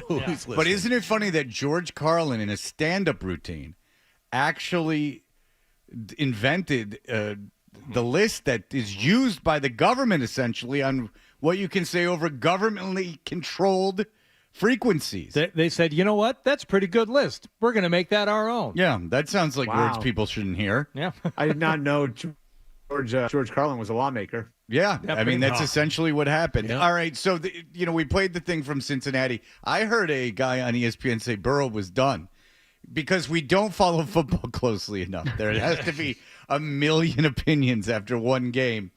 What out of week one did you take seriously?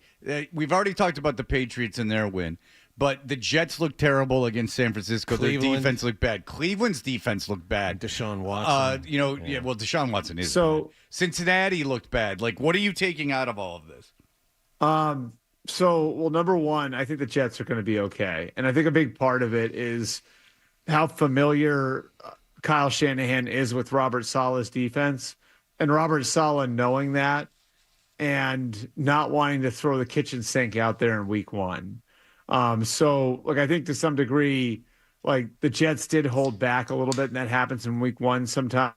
And I think Rodgers, I don't know, guys. You talk to Saleh, baby. I think Rodgers. Hot dog. I got to conduit to my team's coach. All right, here we go. What does Saleh have to say? Go. I think Rodgers looked like himself. Don't you guys? I thought Rodgers looked good. And and so did everyone in New York. It's funny because people around here are saying he looked bad, but he didn't. No, he didn't. He had you know what? The most telling stat about that game is that Aaron Rodgers played 38 snaps. Exactly.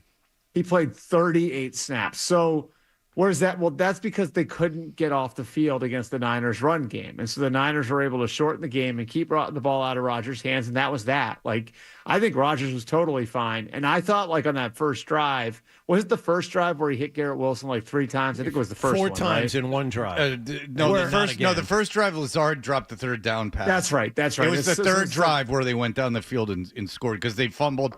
Oh, I know everything. Breece Hall fumbled on the second possession. Yeah. So it was the third possession they went down. So I think like you see the potential of what Garrett can be. They hope they can get Mike Williams back. Lazard actually had a really good offseason, so I think it was good for them to see that. I I think the Jets are going to be fine, and their defense isn't going to be as bad as they looked against the Niners.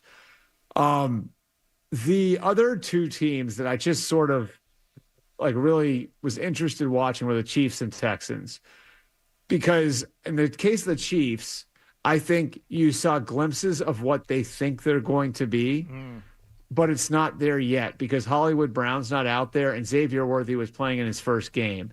But they actually think they're going to be significantly better offensively than they have been the last couple of years. And they're going to be way better throwing the ball down the field. And so I think you started to see some signs of where the Chiefs are going on offense and how somehow they could be better than they've been the last couple of years. I love the way the Texans, they dealt with expectations all off season. And that Colts team, sort of viewed this as a measuring stick game where, they could kind of put their foot in the ground and show everybody that Houston's not going to roll to the AFC South title. And the Texans just kind of kept taking the Colts' best shot. And that throw at the end of the game that C.J. Stroud made to Nico Collins on the sideline, I thought that was a championship play. It was 3rd and 11. They decided to call that play in the first place. C.J. makes the throw. It was a spectacular catch by Collins. So, I was really impressed with the way the Texans closed that game out. So the Texans and Chiefs really stood out to me.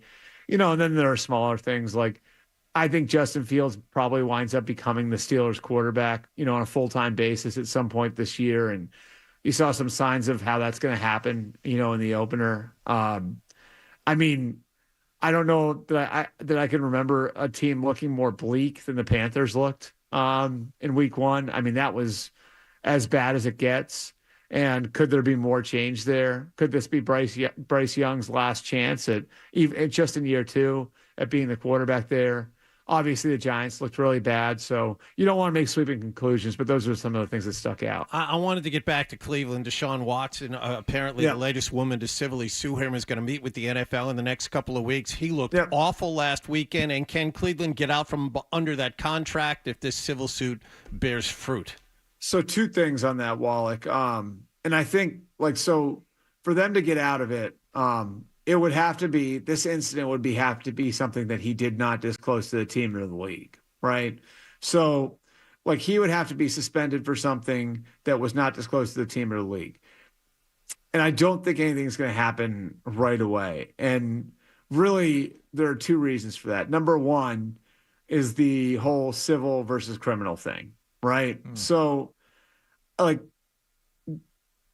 what the league has been really sensitive to is in these civil cases is creating any sort of incentive for people to go out and blackmail players. Right. And so I don't think it's hard for me to envision where the league would all of a sudden go and say, okay, we're going to act in a civil case because of what that would do to all players. It would be a tough look for the union too. So there aren't criminal charges right now.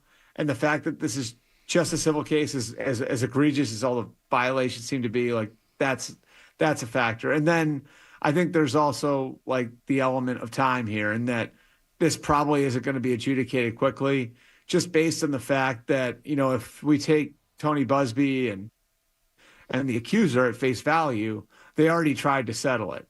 So it's not they're going to snap their fingers and have a resolution now if they were already seeking one. So, I think that this is something that lingers out there in the background. And again, it's going to be hard for the Browns to get out of that contract unless this is something that just came out of nowhere and blindsided them and Deshaun Watson didn't disclose to them. I'll tell you what, I'm getting a massage today, and I have the amount of stuff you have to sign now. Oh, yeah. Before you get it is I guess it's good. And that's very interesting, Bert, and smart. Lots of NFL problems in massage parlors the last few years. Well, listen, it's keeping guys out of the Hall of Fame. Wink. But it's interesting that you say that the league, that's smart. They don't want to encourage people to blackmail players, so they're not automatically just suspending guys at the first civil suit because anyone could sue anyone. Anyone could sue anyone. Yeah. I mean, it's just the reality of it. And I think we all know, the sort of environment that pro athletes live in. it can certainly happen fast. Okay, so we had this amazing slate of Week 1 games, and viewership was up, and the ratings were staggering across the league. I'm looking at the slate for Week 2 right now. Knew a few of them off the top of my head. I'm like, oh, who else is playing? I'm having trouble finding the excitement, especially in the 1 o'clock matchups. I mean, the San Francisco Vikings game might be interesting, but I think you may have worked the best game of the week last night to get things started. For the rest of Week 2, there's I don't know. I mean, I think like Bengals Chiefs is good, right? Bengals Chiefs, certainly. That's the other game. What about the rematch of the NFC divisional round there in Detroit, Artie? Tampa, Detroit. Not bad. I still have trouble getting excited about the Buccaneers, and they're the best offensive coordinator, new kid, right, Bert? Tampa coordinator right. on the rise. Liam Cohen. He's a Rhode Island native. Yeah, that's why I'm shouting him out. UMass, Props local to guy. Liam Cohen. Yeah. But the game's in Tampa, isn't it? Yeah, loses some juice. No, it's in Detroit. No, that's right. Detroit has like all their home games the first 8 games. I'll tell you what, too. Like the Lions look so impressive. The way they beat the Rams at the end, like that drive, just running up the middle Shut up, shush. Bert is saying how impressive they are. Continue, Bert, at length. That's one thing I should point out. Like as far as like conclusions from Week 1, it looks like the Lions are like every bit of what they were last year. And I think what like is so impressive about what Dan Campbell and Brad Holmes have built there is they told you exactly what type of team they were going to have, and it's 100% happened. And I can't think of too many cases like that where you have like a new regime come in and basically lay out like a blueprint, and that blueprint comes together exactly the way you'd want it to. And I think that like that last drive against the Rams is a vivid illustration of it. Like how good they are on the offensive line. Their defensive line's getting better with Levi at defensive tackle and Hutchinson at end. I have a hard time seeing a scenario where the Lions aren't back in the NFC title game. Yes, I agree. All right, Bert Breer, safe travels. You okay? I really got Hardy, all right? Oh, man. Enjoy. He's doing his Felger imitation where Felger has orgasms over what's happening in football. And then he beats around the bush. You're going to need a moment. He's like, I'm really orgasming all over the place. I will not refer to my schmenzer though. I found that talk coarse. You know what he's doing? Distasteful. Yeah. Felger not Jewish either. He throws a lot of Yiddish around for a guy who's not Jewish. I thought he is. One of his parents is. Doesn't count. Not in your book. Not if it's he's the a father. Midwestern waspy Not if it's the guy. dad. It doesn't matter. Please, no. he's throwing out Yiddish like he's like, come on. There are Jewish people in the Midwest. I have Jewish friends from the Midwest. Some of your best friends are Jewish. I understand. You say he's from the Midwest. You said he's from the Midwest. Like it's impossible that he's Jewish because he's from the Midwest. Bert needs his passport stamped. Some of my best friends are Jewish. Oh yeah, Yes, Bert. I know a lot of guys like that. Stop it, Wallach. Don't even start with that. Go look at the demographics of West Bloomfield, Michigan in the late 80s, and I think you'll find it's like a mini Israel. Hardy. It's like Tel Aviv and then West Bloomfield. I believe I'm all set with. I believe I'm all set with the amount of Jewish people. I was married to one. My kids are. I think I'm all set. You guys were just like you were just saying that like Felger's from the Midwest, so he's from Milwaukee. It's different than Detroit or Chicago. All right, listen. It's an hour and a half north of Chicago. What do you mean it's different from Chicago? Where would you rather live, Bert? An hour and a half from Chicago or in Chicago? What does that have to do with the Jewish population? Merge into each other. I'd rather live in Chicago, so I guess it's pro-Jew, is what I was saying. Thank you for putting into perspective. I guess I was going all in on the Jewish thing.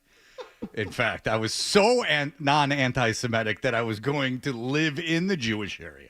All right, Bert, listen. And I live in Newton now. You really can't catch me on anything. All right, Bert, thank you so much for the time. We appreciate it. All right, big announcement coming up at 9 that doesn't even involve us. We're very excited. And coming up, Robbie Roadsteamer is out making mischief. We will hear what he did. And he didn't do it for the show either. So we got a bunch of stuff going on.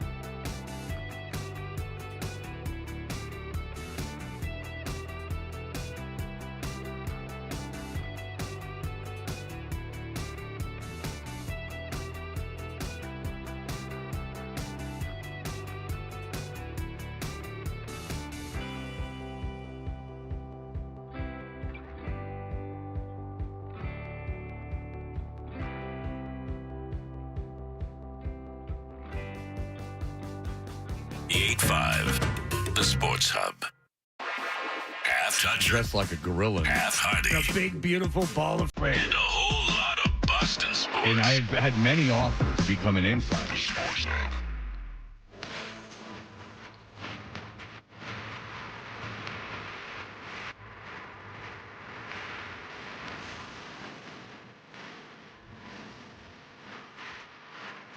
Hey, we are Toucher and Hardy.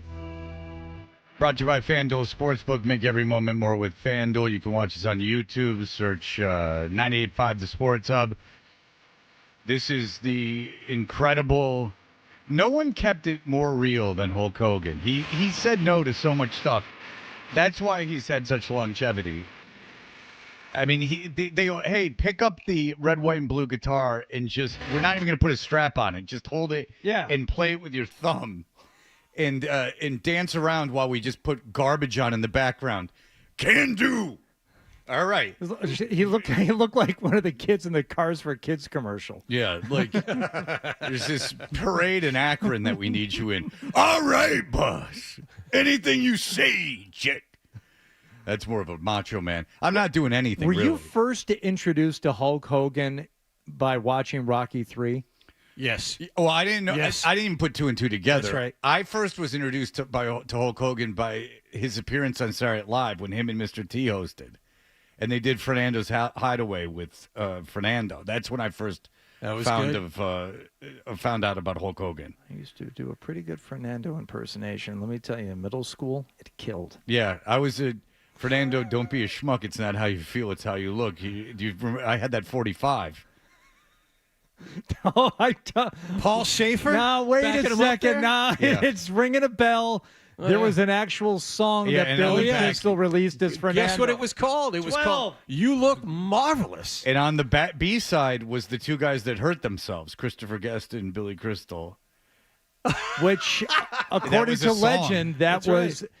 Now, is this true, Fred, that they came up with that bit because they just needed something, or it was going to be a throwaway, like, 1255 sketch? No, I don't know. They didn't think it was going to work, and they kind of just came up with it as a goof, and then it went out there, and it became a recurring sketch. It went, ooh, ow. Hey, turn this down for a second. It went, ooh, ow, ouch. I hate when that happens. I know what you mean. That's how the song went. I never thought that sketch was funny. That was the B-side. Yeah. Come on, let's mingle.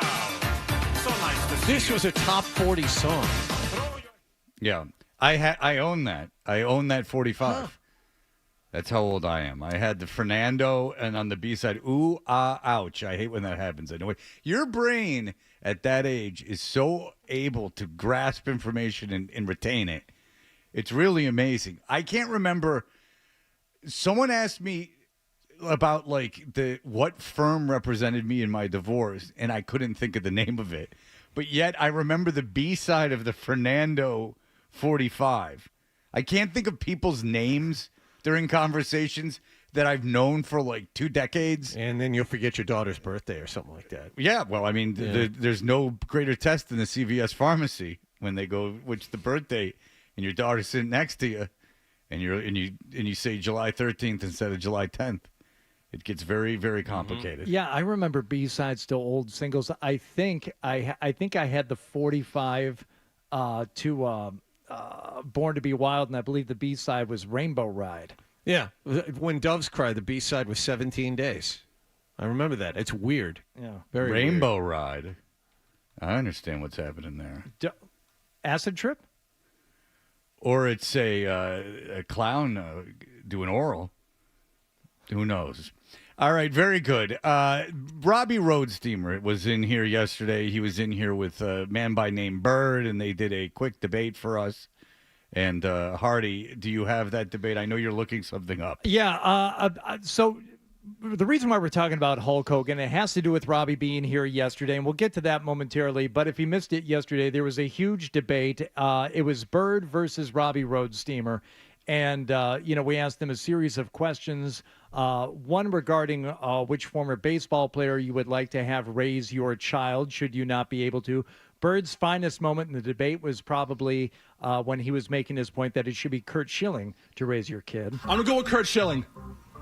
Despite all the Nazi stuff, I think he's a good dad. Which is terrible. No to Nazis. You guys suck. Other than that, I think he's a good dad. He has 2 kids. Not afraid to stand on. He's not riding the fence on the Nazi topic. He's saying right out there. He's saying I'm not for it, which is bold for a politician nowadays. Yeah. Well, especially in a debate setting where everything is going to be dissected, to its minutia, but and then made into unfair memes and songs. Correct. But for Robbie Roadsteamer, Bird's opponent in the debate, his finest moment was probably in the first question when he was asked to pick out the finest movie of the Rocky franchise. I believe the best Rocky movie ever was Rocky IV. Everybody turned on Rocky, especially that swamp witch Adrian, yelling at her husband in the hallway. You can't win! I would have grabbed her by the hair and be like, look at all the furniture here, you swamp witch. Can't condone grabbing her by the hair. Unless that's a appropriate. consensual act. All right. So Robbie Roadsteamer, who is he? I don't know. He's a performance artist, but the performance is I don't know when it stops. He does really have the tattoos. I have seen him walking around Watertown with a acoustic guitar strapped to his back, like shirtless. Well, when the book is written, there will be multiple chapters on Rob, as he is known on the North Shore in his hometown of Danvers. There will be his time as Robbie Roadsteamer and his band Sweatpant Boners, and of course the solo artist. There will be him going back to his name Rob and being the liaison for China, living with China. Super Time Pilot, another musical exercise. His appearances on the Gong Show, America's Got Talent. He's been all over the place. He was the date guy on Nesson. Yes. Socks Appeal. Socks Appeal. Which was a very good idea. Runner-up to Reverend Glass Eye in the Rock and Roll Rumble. There's... Oh, yeah, now you're talking my language. Till Tuesday, did you know they won? And they had a minor hit afterwards. Thank you. It justified 40 years of that stupid thing. We got one minor hit out of it. Voices carry. What's the claim to fame? Yeah, we've done 40 years of the Rock and Roll Rumble. Yeah, what'd you get out of it? A song that no one remembers. Hush, hush. Keep it down now. Voices carry. Yeah, you know who came in second? I don't know either. Probably someone bad. But fast forward to 2024, where Robbie Roadsteamer is now an internet sensation.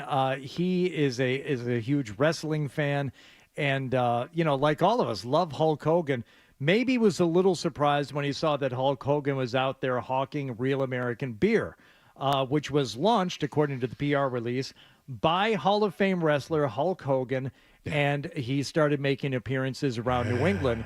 Robbie showed up at an appearance in Rhode Island. To kiss his feet? And, I don't even know that Robbie is political to the point where he just wanted to be memorable in the eyes of the Hulksters. So he went up to Hulk Hogan couple of weeks ago and was removed from the situation for essentially maybe not standing for what Real American Beer is supposed to stand for.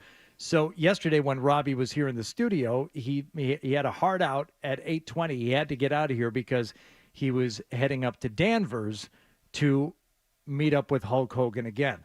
The tour continues around New England for the launch of Real American Beer.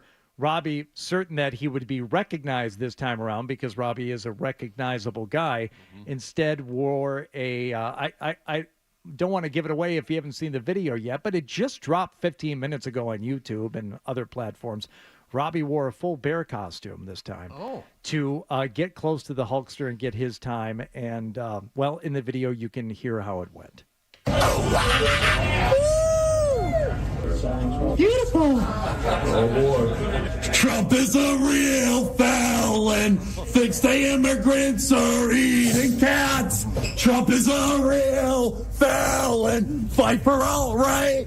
Fight for all right. Did you miss me? No political violence. No political violence here. I'm feeling strong about martial law. Da, da, da. Got it. See you soon. It's what you call the New Woke Order. All right. And that, ladies and gentlemen. That's just hours of preparation so he can get close to Hulk and make a bunch of statements about Trump. I don't even know how Robbie truly feels about it, but he knew it would get a reaction out of Hulk Hogan and the other people there. Well, I think what it was more is using NWO and figuring out an acronym for it, New Woke Order. Yeah. I think that's the joke. I think the joke is the New Woke Order. Right? I have to imagine, because he did not invest in a real NWO shirt, by the way, the first time he saw Oh, he didn't have the black and white? No, he had just a regular old wife beater that he wrote NWO on. That's too Yeah, it was not overly well done. Now, lest you think this is a partisan segment here, I want to let you know, as of a couple of weeks ago, and I'll try it again right now live on the air, if you go to mypillow.com, then this is something that I did myself, and it still worked as of a couple of weeks ago. I'm not saying you have to order anything, but just put a couple of things in your cart, right? Get yourself some of these dream sheets or a pillow, and then enter Roadsteamer in the code at checkout. You'll receive 50% off your order. Really? Because Robbie shows up at all these MAGA events, and the guy from MyPillow said, oh, this guy is on board with us. Let's make his name a checkout code that will save you a huge amount off your order at mypillow.com. So embraced by the right and the left, Robbie Roadsteamer. Now, does Roadsteamer get compensated for that, for every time that goes through or something? I don't know. Okay. He does. I don't think so. I mean, why would he? They're giving a discount, so why would he then somehow profit off of it? The MyPillow guy was the guy that was like super into freebasing and like was writing ideas on the wall. Yes. Was it the guy. freebasing or was it crack? I don't know how long ago it was, because before crack, it was all about freebasing. Yeah. The crack thing was, I don't know. He was probably in the era where he could have been smoking crack. Because yesterday, Robbie Roadsteamer said crack is more pure. He said that because they cook it. He did say that at one point in the debate. But Robbie ended up winning the debate, by the way. Robbie at least made points. So if they're good or not, who cares? I went with Robbie. And that means, oh, my God. But everyone did excellent. Everyone we all won. Participated. Oh, yeah. We all won, ladies and gentlemen. No one swore.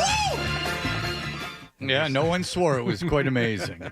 Robbie never swore. Robbie knows what the rules are and stays within those parameters. All right, coming up at 9 o'clock, we have a guest coming in who's going to make a big announcement, and we're very excited about it. It does not involve our show, but they are doing it on our show, and so that is coming up at 9 o'clock. I think it's something everyone's going to be very happy to hear, the people of New England, and we'll have that for you. Plus, Mike Francesa has said maybe it's a top 5 most arrogant statement that I've heard of Mike Francesa. This may be I think this is number one. Parcells asking him on the staff of the Giants, but it didn't pay enough is number one, because that's ludicrous. That's ludicrous. This is up there. The Roadsteamer discount still works. It's not 50% off, but it's a significant savings, even on the My Coffee pods. Yeah. Well, listen, the MyPillow guy is just trying to get you a good night's sleep. He's not in it for the money. And I would say, ironically, trying to wake you up with some coffee. Absolutely. I mean, he wants to get you at both ends. It's like he's the speedball of marketing. He just wants to wake you up and put you to sleep at the same time. All right, we'll be back in just a moment. Mega speedball. You're listening.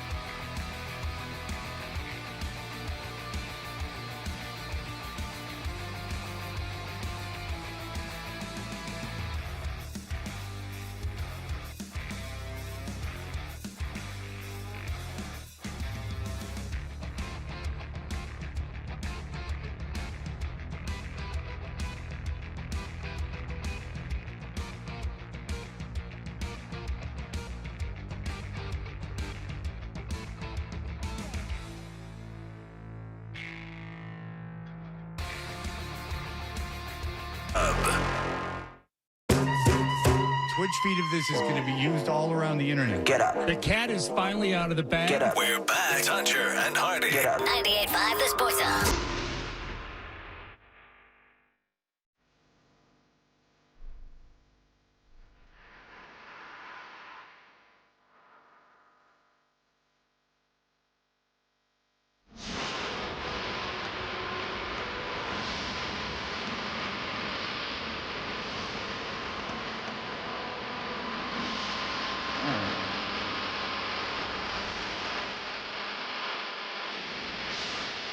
Yeah, why is this for me? It's for me. I'm going to see them tonight. Jane's Addictions down at Leader Bank Pavilion. I can tell my story about Perry Farrell for the 150th time. And Hardy can tell his 3, and I can tell mine 2. Did you go to a concert the other night? Did you go to Weezer? I did go to. But you didn't see Weezer. No, I went to the Weezer show and did not see Weezer. I went with my kid. It was a school night, and as you know, I'm easing into this whole new routine. So we went and we watched Dinosaur Jr. went on at 7, played till 7:30. We left and went home. How much effort did Dinosaur Jr. put into the show? A decent amount. Okay. Lou Barlow's energized and glad to be back in the band. It's been like a decade now, but still, it was a good set. And since it was so short, they played all the songs you'd want them to play. Okay, because I saw them open up for the Hold Steady, and it was just a loud affair. They are the loudest band. That seemed not to have a lot of thought put into it. It just seemed to be like a mishmash of noise. So it's Dinosaur Jr., then Flaming Lips, and then Weezer on Correct. this tour? So you didn't stick around for Flaming Lips? No, I'm not. They're not for me. No, they suck. And the thing is it was Weezer was touring on the Blue album, and which I'm like, great, that's my favorite Weezer album, as it's most people's favorite Weezer album. But they were like, if you're touring on an album and you're playing the full album, you open with it, you don't close with it. They did like a 45-minute set of other stuff, and then like played the Blue album. So even if the exact opposite of what you should do. Exactly. You know what I do at those shows? I'm like, play new stuff. Play new stuff. Like Van Halen. Like, play the Sharon stuff. Van Halen 3. Load Era Metallica. Play something off Load. I don't know. I like the early 90s Van Halen, though. Like, Pound Cake's a good song. Pound Cake is a good song. Good video, You know too. what you need Finish to do? what you started. Yeah, that's a Hardy favorite. Give it right up. there. I love it because he says, they just said vamp. And he goes, I can do that. Like, there's a lot of space for Sammy to throw some stuff in. I like the guitar work. It's like Chet Atkins that Eddie does on that song. Oh, Eddie could do anything. Yeah. Baby, come on. All right. What you need to do, Adam, is to check out Eddie Trunk's pre-taped. Eddie Trunk's going to Japan. I've heard you mention him quite a lot on the show, and I do need to dig into that. Now me and my kids are fascinated by him because it's on stuff that we can consume. Eddie Trunk, he's going to Japan. He's got prior engagements in Japan. He's going with like Saigon Kick or something. But Saigon Kick were indeed one of his 30 most underrated bands. 30 of them of all time, and including late era UFO without Michael Schenker, and he played it. And it was bad. Yes, it was. And how about Y&T? Their second album. Yeah. Why were they not huge? They were one of the great bands of all time. He literally said that. A band called Angel. It was Eddie Trunk's like very bad music and talks about it for a living 3 hours a day. And I can't stop listening to it. It's just something that I listen to. I need a gig like that. You're already sick of this. Huh? Wow. Talk about kicking someone in the balls. All right, so Boston College is ranked. I have a friend actually going out to see them play 6th ranked Missouri. Ooh. Which can't be an easy school to get to, the University of Missouri. It is not close to St. Louis or Kansas City, to my knowledge. Boston College will most likely get killed. If Boston College... 16-point underdogs. Yeah, but Missouri is in the conversation for the best team in the nation. Bill O'Brien has come out and said this is the best team we'll play this year. And they have Michigan State coming up the following weekend, which is a game I'm going to. 8 p.m. kickoff. 8 p.m. kickoff, which is better actually for me because my son has 17-hour doubleheaders during the day because of small baseball. But what I would like to know, as Boston College is generating some attention, is that your own, so many of you root for the Fighting Irish of Notre Dame, who last week got beat by Northern Illinois University, but sit ranked at 18th in the nation. still at this point. That's funny. They beat Texas A&M, I recall, in the first week of the season. They lost to Northern Illinois University, and they only dropped to 18. Now, if you want to do it team by team, by the way, Notre Dame's schedule is really easy until they play USC at the end of the year. So the whole thing with Notre Dame was that they beat Texas A&M. So then from then on, it was just going to be, even if they lose to USC with the expanded playoff, they were going to be in the playoff. The football just wants them in the playoff. Yes. College football's a real mess. Well, as long as Notre Dame remains quasi-independent, they get to play Purdue every year and Navy every year. I mean, it's ridiculous. Do you know that there schedule they was have every year.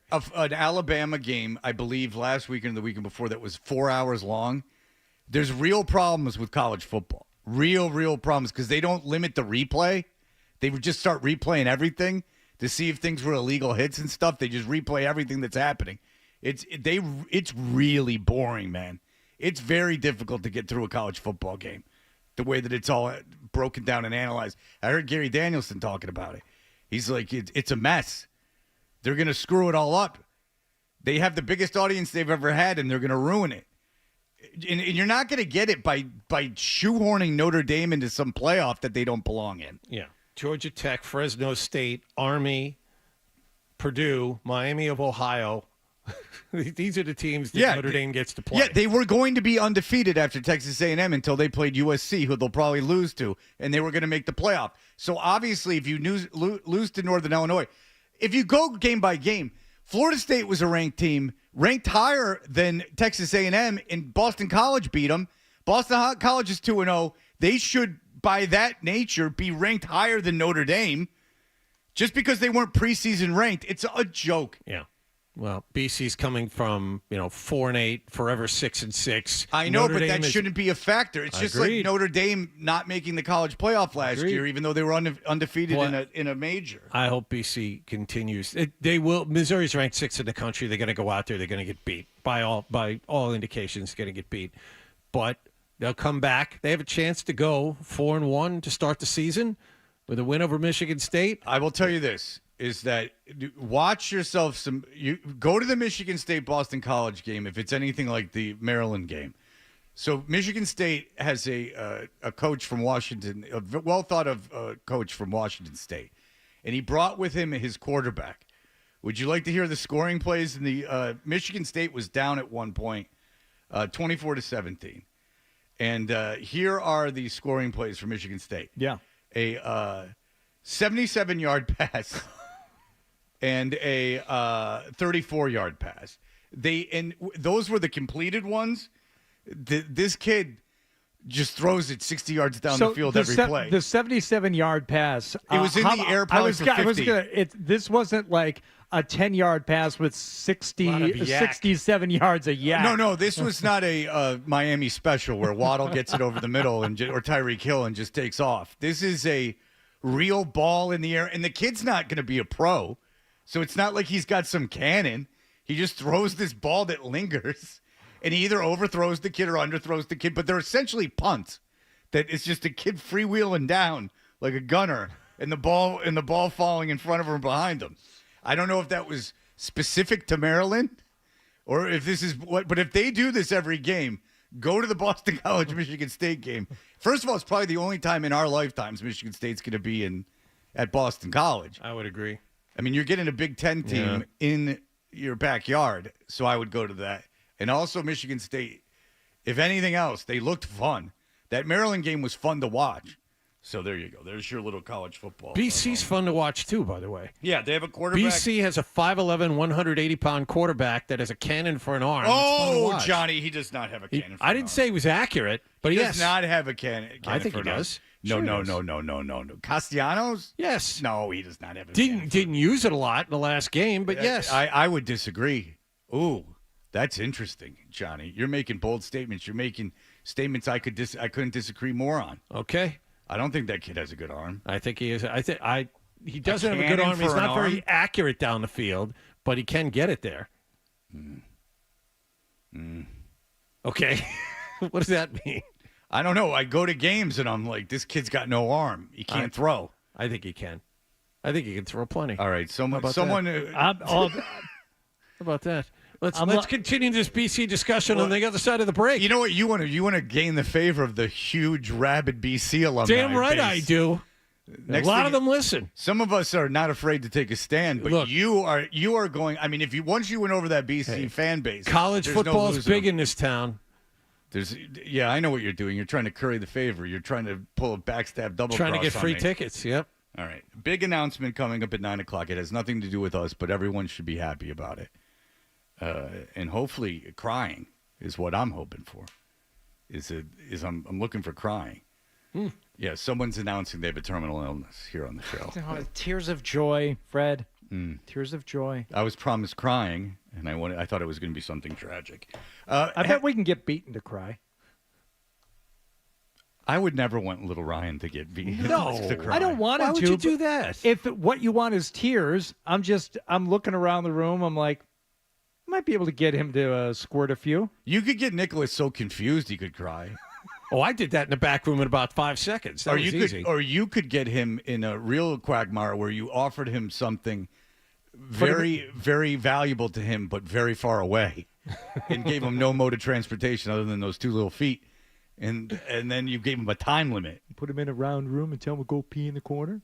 No, huh? Put me in a cage and go pee in the corner of the cage. Did you see the woman pulled over in the F-150 with the dude in a crate in the back? Just a dude in a cage. I was sent that on Instagram. All right, Mike Francesa, ladies and gentlemen, one of the most pompous, arrogant statements of his career that I've heard. Top 5, I'm saying. And we'll have that for you, as well as Mad Dog's thoughts on the Jets. That's all coming right up. Sports Hub headlines.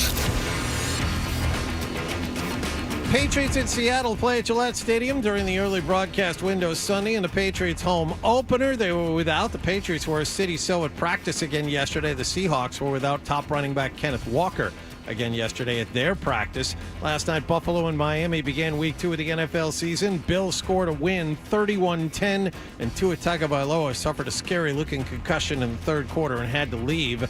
Also, the Red Sox are 4.5 games out of a playoff spot now. They lost to the Yankees 2-1 in 10 innings last night. Juan Soto, the walk-off RBI single. Sports Hub headlines are driven by the versatile Honda CR-V. Head to your local New England Honda dealers to learn more and see their lineup of Honda vehicles.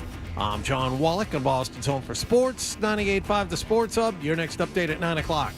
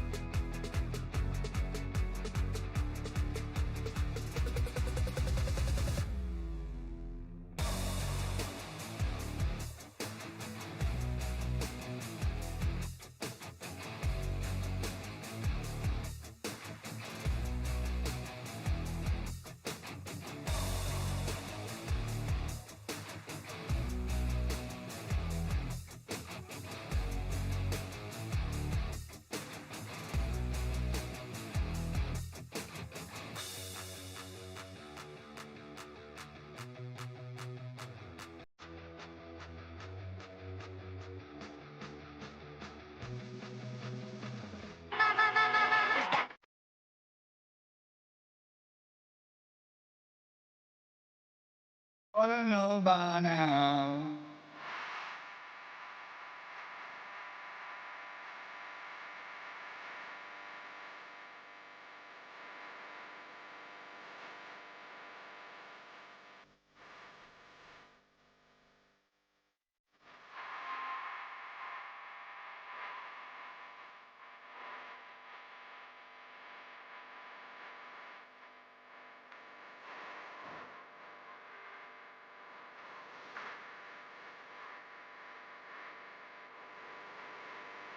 You could say I'm Malcolm-esque.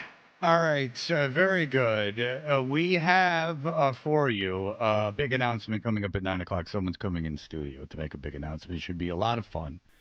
And we are excited for that, and it has nothing to do with the show. What have we learned today? We've learned that, if anything, Fred can keep a secret. I've had so many industry secrets recently that I've kept. Bert taking the Amazon thing, the radio station flipping. So many things that I've kept to myself. Yeah, you've had a few lately.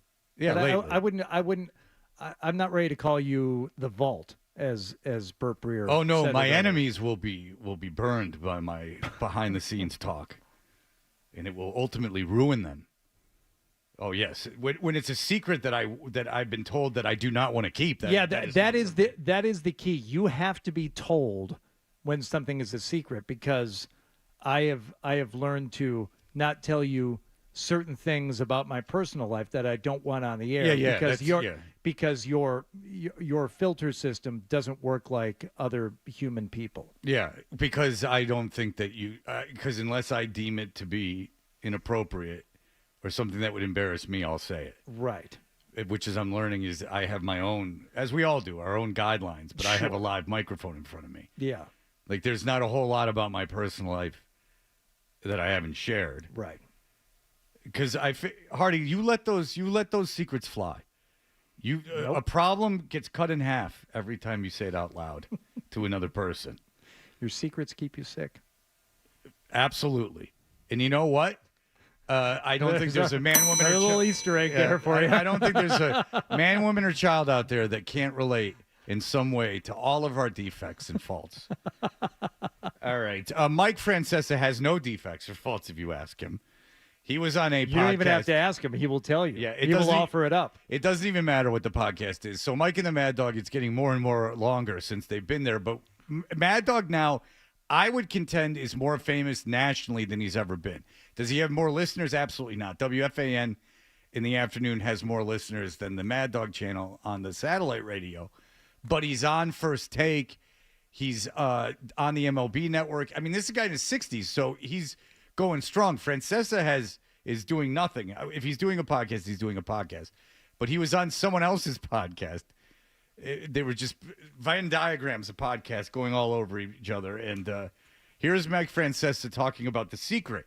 A lot of you want to get into sports broadcasting. Listen here to The Secrets to Success with Mike Francesa. Like, we sat down early on, and I said that... I'm sorry, this is for Mike and the Mad Dog. This is him talking about Mike and the Mad Dog. Like, we sat down early on, and I said to the producer, hey, everybody's going to always ask me, because they think I'm the sports guy. They're going to ask me every question. We need to have Dog answer the phones. I'm not going to answer the phone so that they talk to Dog first. Otherwise, they're not going to talk to him. So we have to have him. So what people don't realize is you have to have a division of labor to make those work. 20 years, Mike and the Mad Dog. I never opened the show or closed the show. You listen to two-man shows. They'll be good night, good night, good night, good night, 5 times good night because they each want to say good night or hello. I never, ever said hello, and I never, ever said goodbye, and I never once welcomed in a phone call in 20 years. Ladies and gentlemen, you think that you could just step in and do a radio program, and then you hear a total maestro unveiling a little bit of what's behind the curtain and telling you that only one person, ladies and gentlemen, can say goodbye at the end of a show, or it's chaos. I mean, you don't know the battle of wills and egos it takes to get to who gets to say goodbye at the end of a show. I mean, that's knockout, drag out stuff, or who takes a phone call. It could be the guy with the phone in front of him. I mean, it's usually the host of the show and then the co-host. There's division of labor. I mean, he's the first one to ever think of that and to investigate that. But also, he knew that because of his reputation as being all-knowing and knowledgeable, that poor Chris Russo, the Mad Dog, didn't stand a chance. Nobody would talk to him. Unless it would have just been the Mike Francesa show with some loser in the background that wasn't talking because no one trusted his sports knowledge. Mike Francesa knows more than everything about sports. Why? Did he play? No. Did he coach? No. Was he in the front office? No. Well, he was offered a coaching job. He was offered a front office job. He was offered a job with the team, but he couldn't take that job. The New York Giants, but it did not pay enough. But you know how he started. He was a whiz kid on the CBS NCAA basketball programs. He was like the big dork behind the scenes that could remember everything. The idea that that guy was that successful, he doesn't realize that without Mad Dog, he would have been nothing. Without Jim Nantz, I saw an interview with Jim Nantz who said he called WFA and himself and said, you have to give this guy a chance. And that's why Jim Nantz, that was the deal with the devil. And that's why Jim Nantz is ultimately going to live in an eternal hell after he passes, because he's traded in all his chips with the devil in order to have his career and reaping Mike Francesa on everyone. And if all it took was a call from Jim Nantz, hey, like, something I got no skin in the game about, why don't you risk your career on this one guy that I'm just going to tell you to hire? Sure thing. All right, but the New York Jets obviously were a big topic of Mike and the Mad Dog. I don't think they really were, but the Mad Dog is no fan of the New York Jets.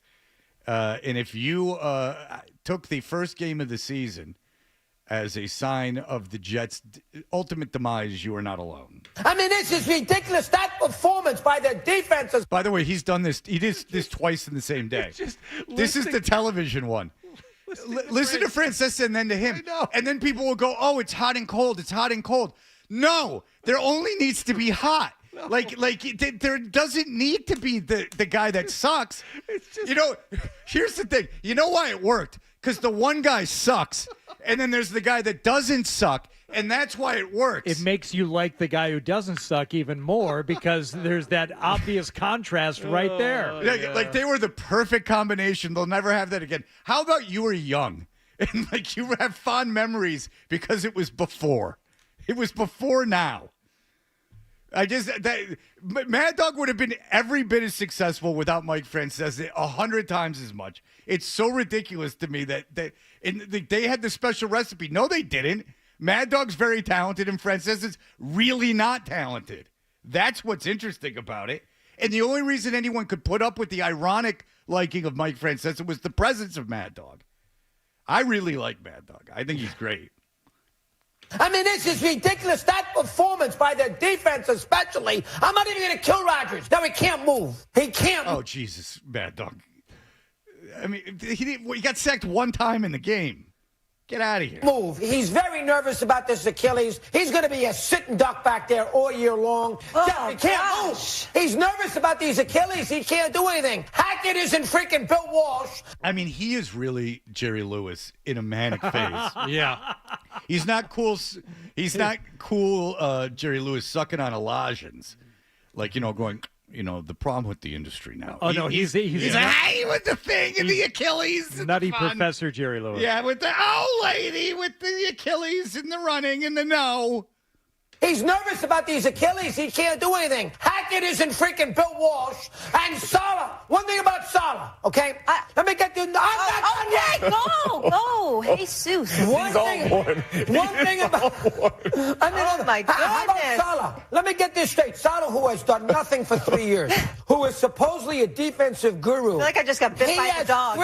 He's got three...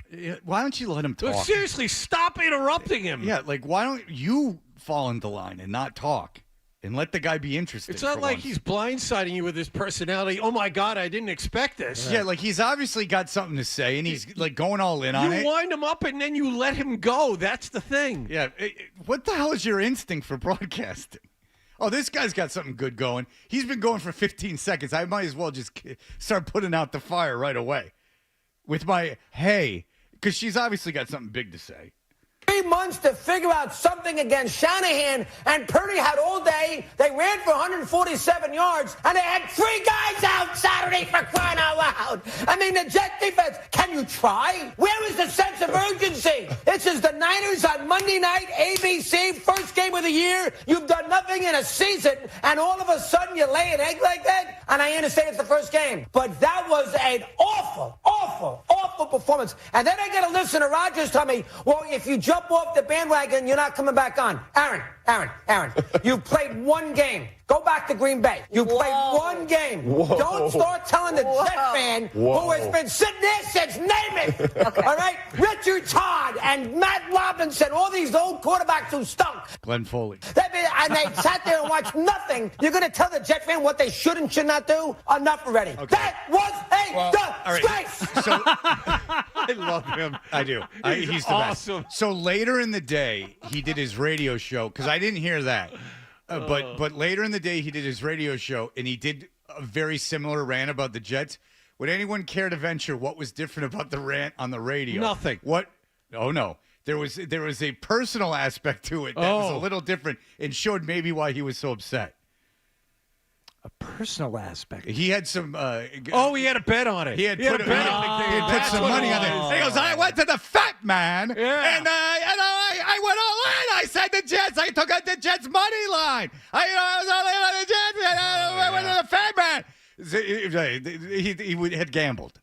Yeah. He felt that he had gambled, and that was not good. I thought you meant the difference was there wasn't anybody interrupting him the second time when he did it on the radio. Yeah. Yeah, that's true as well. I do like the when he's talking about the defense. Can you try? Can you try? That's a guy who lost like a couple grand just sitting there going, come on, try. You're not even trying. Yeah. The fat man. That's great. And then you listen to that guy. You listen to Francesa before that, and you're like, Jesus Christ. I just think it's so funny. They were hot and cold. Well, you don't need the cold.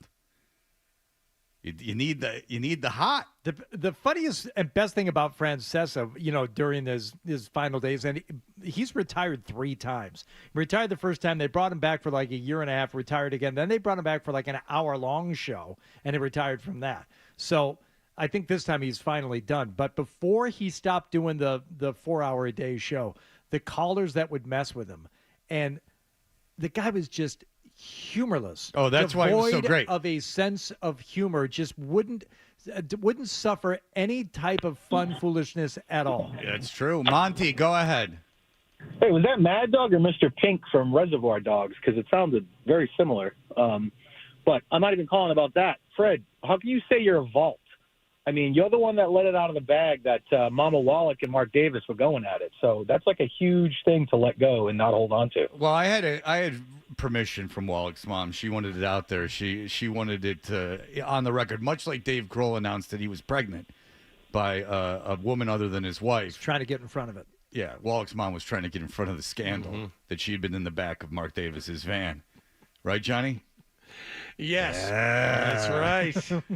That's son. You figure I get some free, something. Yeah, son.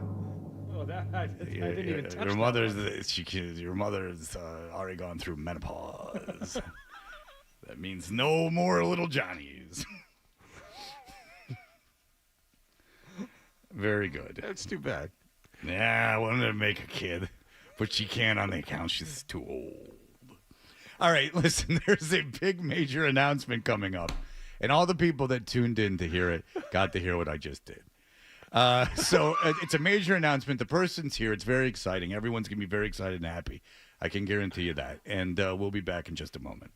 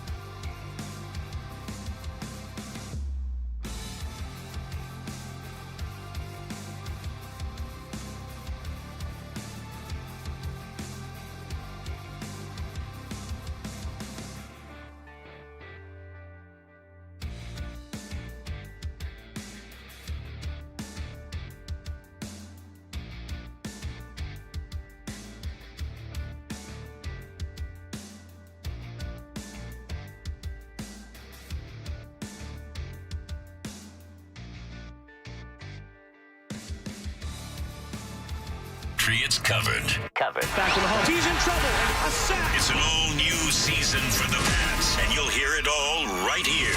98.5, the Sports Hub, the Beasley Media Group station. Sports Hub headlines. Patriots are once again without starting offensive lineman City So at practice yesterday, with the home opener coming up Sunday against Seattle. The team also announced yesterday they'll recognize the 10th anniversary of the squad that beat the Seahawks in the Super Bowl before the game, and as many as 20 members of that team will be on hand. Getting back to Seattle, they were missing top running back Kenneth Walker at practice yesterday for a second straight day. Week 2 of the NFL season began last night with a lot of bad news from Miami. Handoff goes to Cook, and a work through the middle, through a hole, and into the secondary. 30, 25, 20, 10, 5, flips into the end zone for the touchdown. 49 yards for James Cook. Buffalo ran them out of their own building 31-10. James Cook 3 touchdowns, and even worse, Tua Tagovailoa threw 3 interceptions, including a pick 6, and then had to leave the game in the third quarter after suffering another scary-looking concussion while scrambling for a first down. The latest woman to civilly sue Cleveland quarterback Deshaun Watson will reportedly meet with the NFL within the next 2 weeks. And the Red Sox began a 4-game series at Yankee Stadium with a 2-1 loss in 10 innings. Juan Soto, the walk-off RBI single for the Yankees. The two teams will play again tonight. Sports Hub headlines are brought to you by Coors Light. Choose chill with a nice cold Coors Light and watch football every week at Hooters in Dedham, Saugus, Shrewsbury, or West Springfield. Hooters makes you happy this football season. I'm John Wallach of Boston's Home for Sports, 98.5 The Sports Hub. Your next update at 9:30. You want to talk sports? We want to talk sports. Squeeze the chicken and open the mouth. It's like we were meant for each other. This is why you need us. 98.5 The Sports Hub. Hey, if your alarm clock sounds like this is the show for you. Toucher and Hardy, The Sports Hub.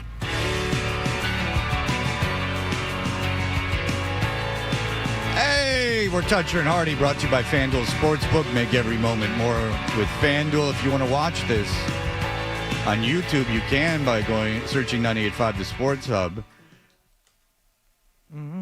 What was that? And all I know is Adam didn't like it because he pulled it right down. That's Manchester Orchestra. I thought I wanted it, and then I didn't. Listen, you tickle whatever bone in you needs to be tickled, my friend. Now.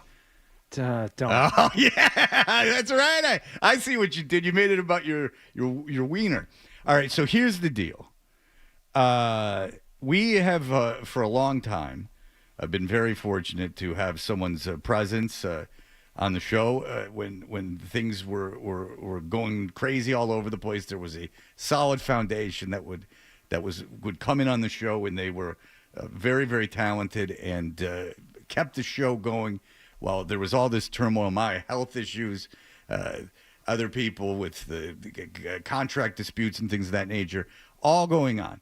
And throughout that process, we knew that the man had a dream. And while this person was talking about all the, while they were on the air and we would share our lives, the person talked about how they came up in the industry and the far reaches that they had worked in these crap jobs and crap places that they had done, with the ultimate goal of at one point achieving a certain job.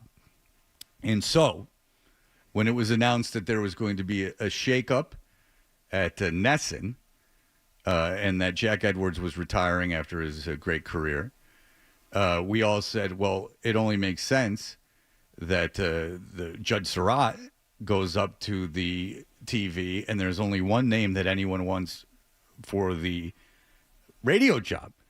And now, why does this person deserve the radio job? Well, like I just said, they've called Providence Bruins. This is all off the top of my head. They've done minor league baseball in parts of the country that you would not. Lots of inbreeding. They had that. He will tell you tales of the oddities that he's seen. But nonetheless, has there ever been anyone more deserving for a job? Anyone who's craved a job? And to all of you out there who have a dream job, I'm not being sarcastic. This is a great, great story because it's a story of a lot of people would have given up. A lot of people would have said, I can't do it. I got to get something more stable. I'm not, I'm doing part-times at a station in Boston. I'm working at a station in Lowell. I need something more. But this guy didn't. It was a perseverance. And it's a really, really great story. And a really, really, really good story for everyone to hear. Because if you have a dream, just don't quit it. You can get it. Time can go by. The amount of time, what better thing do you have to do than going after your dream? So, ladies and gentlemen, I think you can put 2 and 2 together by now, but if not, I would like to introduce to you right now the new voice of your Boston Bruins on the radio, Mr. Ryan Johnston. Hey, yeah. Thank you very much, guys. Good for you, Ryan. Yes. So this, I do mean it, man. This is like a great story. Like, it's a story that I've told my kids, is that, you got out of college and then you immediately started doing play-by-play stuff, right? Yeah, about 6 months out of college, and I wasn't working yet. Didn't know what I was going to be doing, something in sports, and ended up in North Dakota doing play-by-play. All right. And so you do North Dakota play-by-play. Where else have you done play-by-play before? So I did that for close to 2 years, and that's when I moved to Massachusetts and got the job in the American Hockey League in Lowell, and have spent 9 years doing that with 4 summers doing baseball on top of it, and then I ended up here. Yep. And so how long so far has your career been, like from college to now? So, well, I started in Lowell 24 years ago. So that was kind of the start of my pro hockey career. So it's been 24 years. So 24 years, Ryan has been waiting for this opportunity. He has been just showing his talent over and over again. And now the announcement has been made. This is the dream job, right? This is the dream job. It's, when I started out 24 years ago, it was, let's get to the NHL. By the time I stopped in the AHL and started working here, it was, I don't want to go to LA. I don't want to go to, insert team here. I want to be in Boston. I want to be with this franchise. And so this is, I've applied for jobs elsewhere, haven't gotten one, but this was the one that I always wanted. Oh, how much do they make you sweat it out? A lot. A lot. After they made the Surratt announcement, they made you twist a little bit, didn't they? Listen, there has to be a process from a legal standpoint. But tell also, me all about it. But also, listen, this is one of maybe 5 dozen jobs of this caliber in the world. So right. there should be a process. Yeah, it shouldn't just be handed down like a hand-me-down pair of pants or something like that. But that all speaks to how deserving and how qualified and how true it is that you were meant to do this job. And out of all the people out there, because I'm guessing hundreds of applicants, and some of them really qualified people. Oh, I know. There's NHL guys that wanted the job. Yes, because it's for the Boston Bruins. It's doing radio in a market where the radio call absolutely 100% matters. It doesn't in every market, but it matters here. It's an original 6 team, and it is something that so many people wanted and probably could make, a really strong case for. But the fact is, you came out on top because you were the best guy for the job. The fact that we thought it and believed it and knew it early on doesn't make it any less of an accomplishment. So congratulations, Ryan. I don't know that anyone other than the people who wanted the job are not going to be happy for you, and just say across the board, excellent decision, right choice. It's going to be awesome. Well, I appreciate that. I know you guys have been very supportive. A lot of people here have been very supportive of me. And a lot of the listeners have been very supportive of me over the course of the last few months. And I can't tell you how much I appreciate that, because this probably doesn't happen without a lot of people pushing for me. Well, it's for good reason. I mean, you're very talented. Would you like to hear what Dan Roach has to say via text? Absolutely. Oh. Well, let's start with the important part. Nicely said, Fred. Can we all agree with that? How many emojis? How many exclamation points? Not to mention, Fred did, as he pointed out several times this morning, manage to keep this secret since yesterday. I've kept the secret since yesterday, but I've known for a while. But also on top of that, you, the soothsayer that you are, put this out there into the ether months ago that Judd would go to TV and I would get the radio job. If everyone would listen to my suggestions, everyone would be a lot more successful. It says, nicely said, Fred, and a huge congrats to you, Ryan.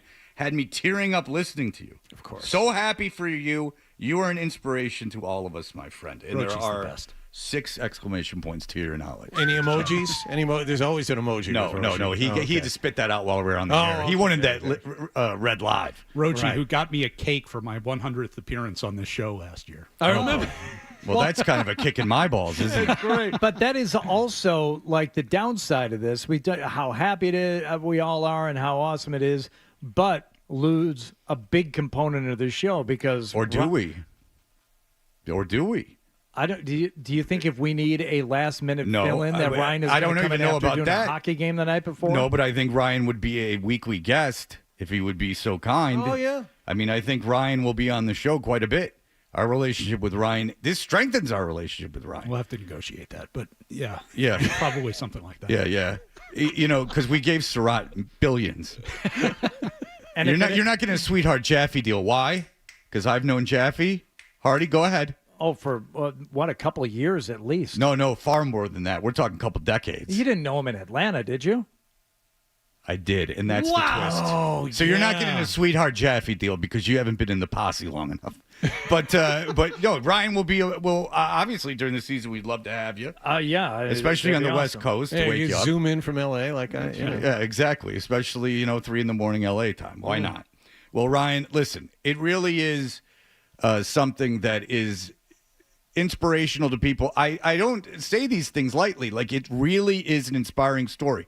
It is one of those things that if you keep your eye on a dream and a goal and you don't get deterred and you just keep focused, that dreams can come true. Well, it is an example of a dream coming true. And this is, Ryan, tell me if you've thought about this too, because you actually got to call Bruins games. We're going to hear some of, if people did not hear you in the past calling Bruins games before we are done here in a couple minutes, we'll give people a refresher of what you sound like and what it's going to sound like going forward. But it's not like you're going to get this job and you have to wonder whether or not it's everything you thought it would be, because you've been there and you still pursued it, because once you did it a handful of times, I'm guessing that you knew, it's everything I thought it would be, and now I want it that much more. Yeah, I mean, there was part of me that, I think back, the first game I ever called in the NHL was very memorable game. Yeah. It was the night of the Wing Bowl, as a matter of fact. Canadians, right? I was supposed to be at the Wing Bowl, and instead got a call from our boss at the time that first thing in the morning and said, we need you to fill in for the game tonight.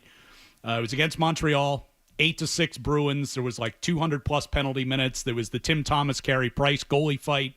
That was my first game in the NHL, and it was like I walked away from that saying, if I never do it again, like if I never call another game in the NHL, at least I got to do it. I got to do it once, and it was an amazing experience, and the game could not have been more exciting. But yeah, from that point on, it's also like I want to keep doing that, and I've gotten a chance, not just that time, but I filled in a few times here and there. I filled in for Judd a few years ago. Yep. For a 3-game stretch, and it's just every time you get to do it, it's like this is magic. It's like I want to be doing this every single game, and that's what I get to do now. Yeah, I mean this man has been to Idaho though, so not everything is champagne and roses. I mean, he has experienced a bus ride in rural Idaho. 2 days in a row about Idaho. You've never been there. No, I will. It could be lovely. I have never actually been to Idaho. That is one of the few places that I have not been. I thought you said Idaho earlier. North Dakota. What do I know? North Dakota, close enough. Yeah, it's all the same. Yeah, the same things are illegal there that are in any of those places. You just point to them politically. You'd think they'd be a lot more free. All right, listen. Ryan, congratulations. It was great news to hear finally. Yes. It was something that we believed was going to happen for a long time. And so, Ryan, congratulations, sir. Thank you. We look forward to hearing you this season and many seasons beyond as your radio voice of the Boston Bruins, Ryan Johnston. And Hardy, we're going to go into break hearing some of Ryan call the Bruins in the past, Ryan, congratulations. Congrats again, RJ. Hey, appreciate it, guys. We will be you, right Ryan. back.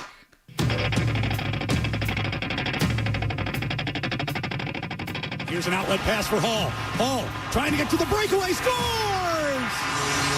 Taylor Hall flips it over the shoulder. Bergeron back to Marchand. Long shot. Rebound. Score!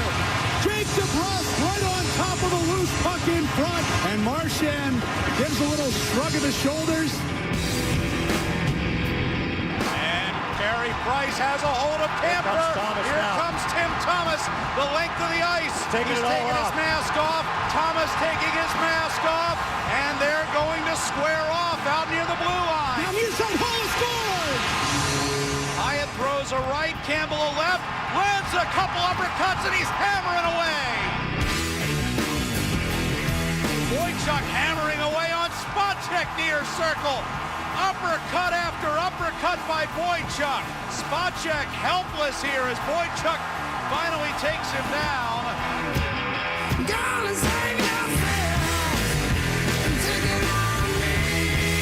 Smith beats out an icing, a one-tire score! The rebound to Trent Frederick! Toucher and Hardy, 98.5 The Sports Hub. Oh, it's Friday.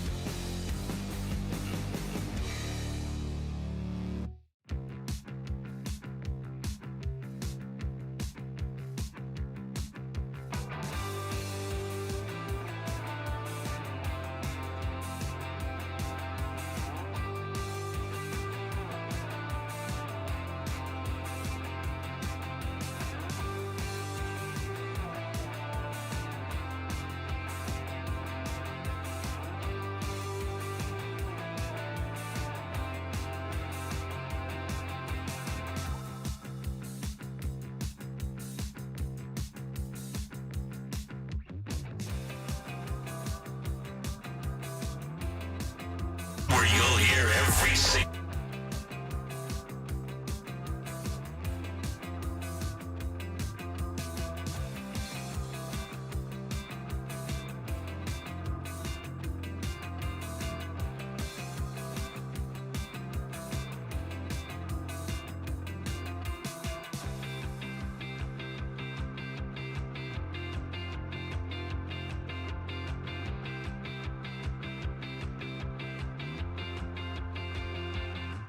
Joe, he had the idea to read emails. It's never been done before. JON at 985thesportshub.com. Hardy at 985thesportshub.com. Toucher at 985thesportshub.com. You can follow the show on Twitter and Instagram at Toucher and Hardy. You can follow me on Instagram at Fred Toucher. A lot of these coming in. Dan says, congrats to Ryan, but please don't put that follow your dream doo-doo into that dodo bird wallach cubba-dubba-doo. He says, Justin says, I'm so disappointed in this announcement. I'm happy for Ryan, but I thought Waldick was leaving to do the Celtics and Kendra was taking the third chair. Oh, yeah.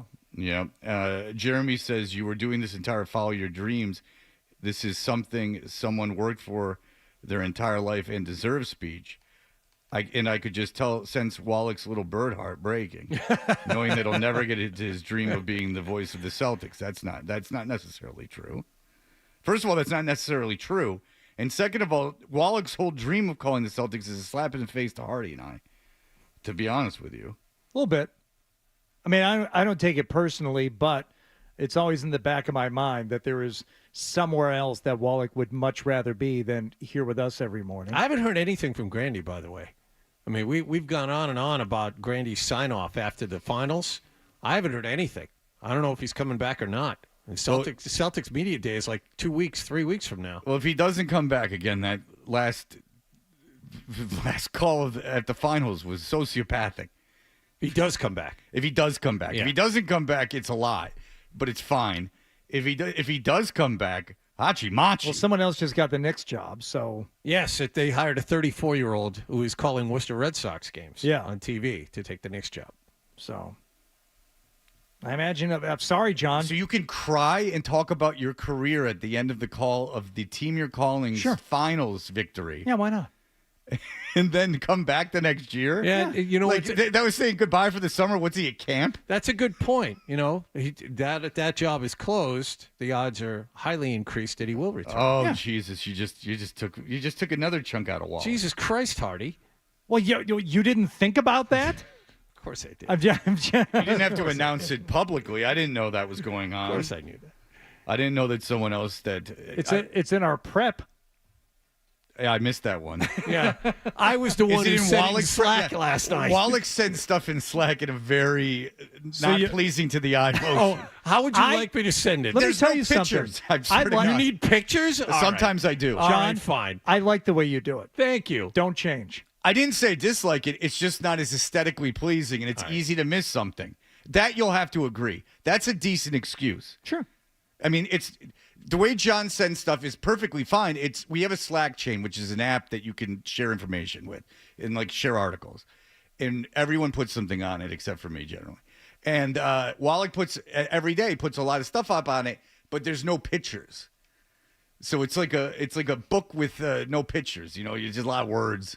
Too many words. A lot of bird words. Do your kids know what a B-side is? Dan says, a great show, guys. As always, with the talk today about B-sides brought back great memories. I don't have kids, but I'm curious, do your kids know what the term B-side means? And, of course, they do not. No. In fact, my son once made the statement, I don't like rock and roll, which is not so much the generalized statement of I don't like rock music. It's the fact that he is 16 and is using the term rock and roll. That shows you just how antiquated that form is to at least my son, that he refers to as it was referred to in the 50s as a problem with the youth, a blackboard jungle of rock and roll. I mean, listen to Bill Haley's Rock Around the Clock and see how that inspired a generation to hit each other with chains. A very violent song. I mean, seriously. That song, by the way, is like used at the beginning of like crazy youth movies in the 50s. Yeah. It's like like putting like minor threat or something at the beginning of like a explosion sequence nowadays. It's like 1, 2, 3 o'clock, 4 o'clock, rock, and it's these greasers like up to no good. Yeah, then the rebel without a cause. Oh, I'm gonna get you. You want to talk about a piece of garbage? Except for Thurston Howell III. I had to watch it once in college, and I don't think I've ever seen it beyond that. It's a little bit of overacting by James Dean, I'll go so far as to say. A couple of days ago, Fred, you were out due to illness. We spent a good chunk of the show hypothesizing that you could be dead, that we almost sent Nick over to your home in an ironic twist of fate to see if you're lying covered in your own feces, which you were not, according to you. But people were chiming in about it, and that's right. Yes, the old famous Fred is dead bit. Thomas O'Malley wanted to know on Wednesday morning if it was too early to start calling dibs on your stuff. And I got to thinking about it. If we could start like claiming things as our own, as because I think we would have a claim over your kids and your family before them. Is there anything of Fred's that that he possesses, Wallach, that you would want to call dibs on? Oh, sure. Okay, I'm sure go ahead. there are a lot of baseball cards. I'm sure the Trout rookies and all that stuff. The Maurice Cheeks jersey, of course. I would want to claim jersey. that. Yeah, very. Yeah. So I think I might have sold that. Oh. But I do have a closet with a Kevin Love jersey and a Sean Kemp jersey. I've got a lot of stuff going on. I'd get the baseball card and memorabilia. I would take the dog just so the dog would know what it's like to be inside. And that way I think I could give that dog a home with shelter. Yeah, Hardy's a big fan of he's a big proponent of not letting dogs be outside. He thinks they belong in the house. His point is... For 5 hours unattended, yeah. His point is that air conditioning is the way that dogs need to live. And I said, what about everywhere else in the world, or that every time with dogs in the universe, in the history of the world, where there was no air conditioning? And he said that, no, they need to be in air conditioning. There's an interesting Netflix documentary about dogs, and it's narrated by Rob Lowe. There's survival of the fittest with human beings. How have dogs evolved and adapted? Survival of the what, if you had to guess? It's not survival of the fittest. Is it a play on words? No, of fittest? No, okay. It's not. It's like honestly like survival how they evolved. Of the conformist. Close.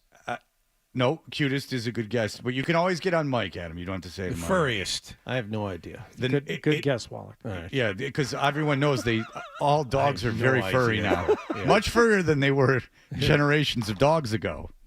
John again proving why he should get the Celtics job. His ability to analyze information and take horrible guesses. It's a survival of the nicest. That dogs, because of their domestication, thank you. Because of their domestication, have, in order to survive, become more friendly to man. Fred, there's an old Native American legend, which I do remember from one of my Native American studies courses at the Michigan State University. I did see the double episode of the Brady Bunch where they go to the Grand Canyon shoot. The Grand Canyon factors into this legend, Fred, and his legend has it. Man and beasts of all kinds were living together until there was an attack on one of the children in the village. And they decided that there needed to be a separation between humans and all animals. And this is how the Grand Canyon was created. So all of the people stood on one side, facing all of the animals on the other side. And then the powers that be started opening up a great chasm in the earth, and it separated, and it got wider and wider to symbolize the separation between humans and beast. And at the last possible moment, the dog leapt across the chasm to join the people on the other side. Has that ever been put in card form? Because if so, you got yourself a little business. Okay. If not so, you got yourself a little business. You would have to probably shorten it up a little bit. Yeah, but you could just let the story be known and then just say, like, how the Rainbow Bridge is how people say that their dogs died? Mm-hmm. They took the Rainbow Bridge to heaven, which has got to be very cluttered if every dog that's ever lived is there. But in this documentary... What about the ones that were eaten? I don't... You're just coming... who knows about the afterlife? It's hard to say. I have... I think I know a little bit about it. But in this guy said, in the documentary that all species have evolved as survival of the nicest, that your ability to adapt and work with others is what keeps your lineage alive. Perhaps. Interesting, huh? Yeah. Isn't that interesting? It's no more interesting or compelling than my Native American allegory. I think mine was better. If you want to have a competition. Adam is making the point that that's how he survives in the radio business. And how he feeds himself is just being nice to all the people that work at community And centers. then he takes a symbolic leap into Walden Pond. Did you go to Walden Pond yesterday, Adam? I wasn't. I was here late yesterday for the diversity training.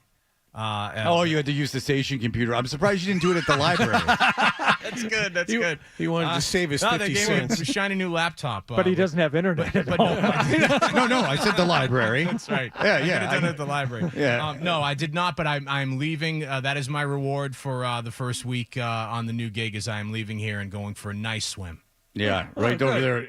But Adam let us know that Walden Pond's indeed open, but swim at your own risk because there are no lifeguards. No lifeguards after Labor Day. There are no lifeguards, so Adam is going to go in there, and there will be no one to help him. Nice and warm, though, today, Adam. You should be fine. Yeah, I'm looking forward to it, John. Yeah. Yeah. Did you ever read on the Walden Pond book while sitting on the side of Walden Pond? I read maybe 20 pages of one. I don't know if it was Waldron or if it was Wild Fruits or something by Thoreau. It's Wild to me Fruits. is unreadable. He's really tough to read. All right. Yeah. Not for me. All right. Wild Fruits. You could make a bunch of Don Rickles jokes with that. Just think of anyone that used to do Carson back in the day. That's what he would say. You know who was a wild fruit? He's a center square. All right. Does anyone else have anything? do. It's a very tiring day with all the announcements. Go ahead. I do, and this is from. Is it Kristen or Kirsten who emails you constantly, Hardy? Sarah from Everett? It could be Sarah. I don't know. This is addressed to me, but it's for you. Wallach, I was surprised that Hardy didn't mention a contestant on Jeopardy last night. He's a semi-pro coach for an ultimate Frisbee team. Whoa! I then remembered he does record the shows, so I won't say if he won or not, but I'm sure regardless, he is a winner in Hardy's eyes. Couldn't have even watched it last night. It was open house night at my son's school, so we were there while Jeopardy was on. But you are correct in that we do record it, and we're generally a day or two behind. So tonight, I imagine I'll be watching. Well, it shows that the ultimate Frisbee guy proves that you're indefinitely not. It does not prove intelligence, your success on Jeopardy. You could be a real stupid idiot, but still memorize facts. Hence, being an assistant coach of an ultimate Frisbee team, he's quite a loser. I'd like to see you do it. Well, Assistant coach of ultimate Frisbee team, I could do that. No, you couldn't. I could send out group emails. I've coached youth sports all over the place. Hey, Coach Fred, we're running zone here. What am I supposed to do? What am I supposed to do if I'm marking in the cup? You just defend your area. You what?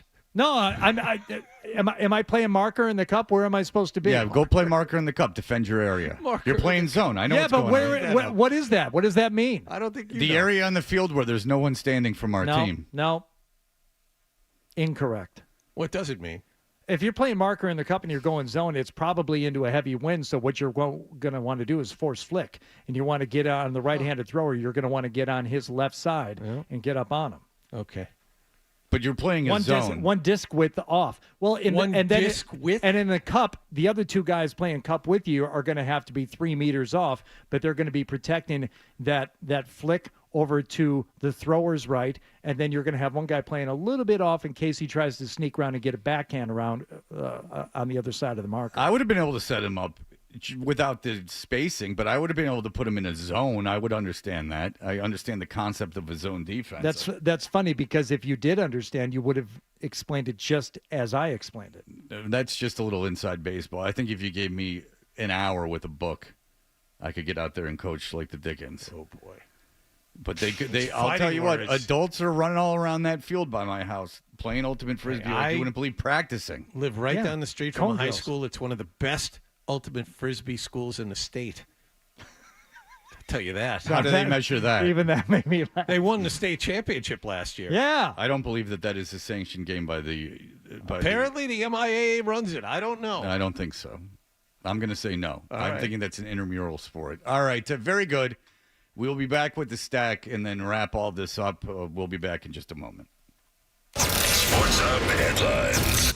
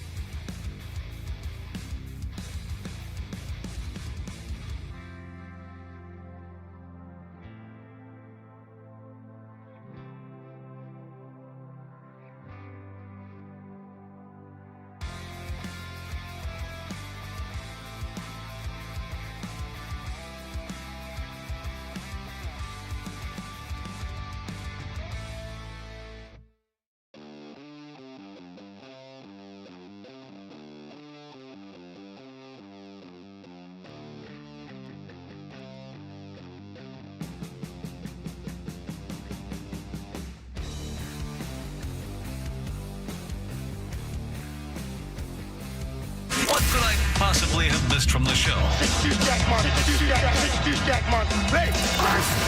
It's time for The Stack on Toucher and Hardy. Yeah. We are Toucher and Hardy, brought to you by FanDuel Sportsbook. Make every moment more with FanDuel. I'll tell you this.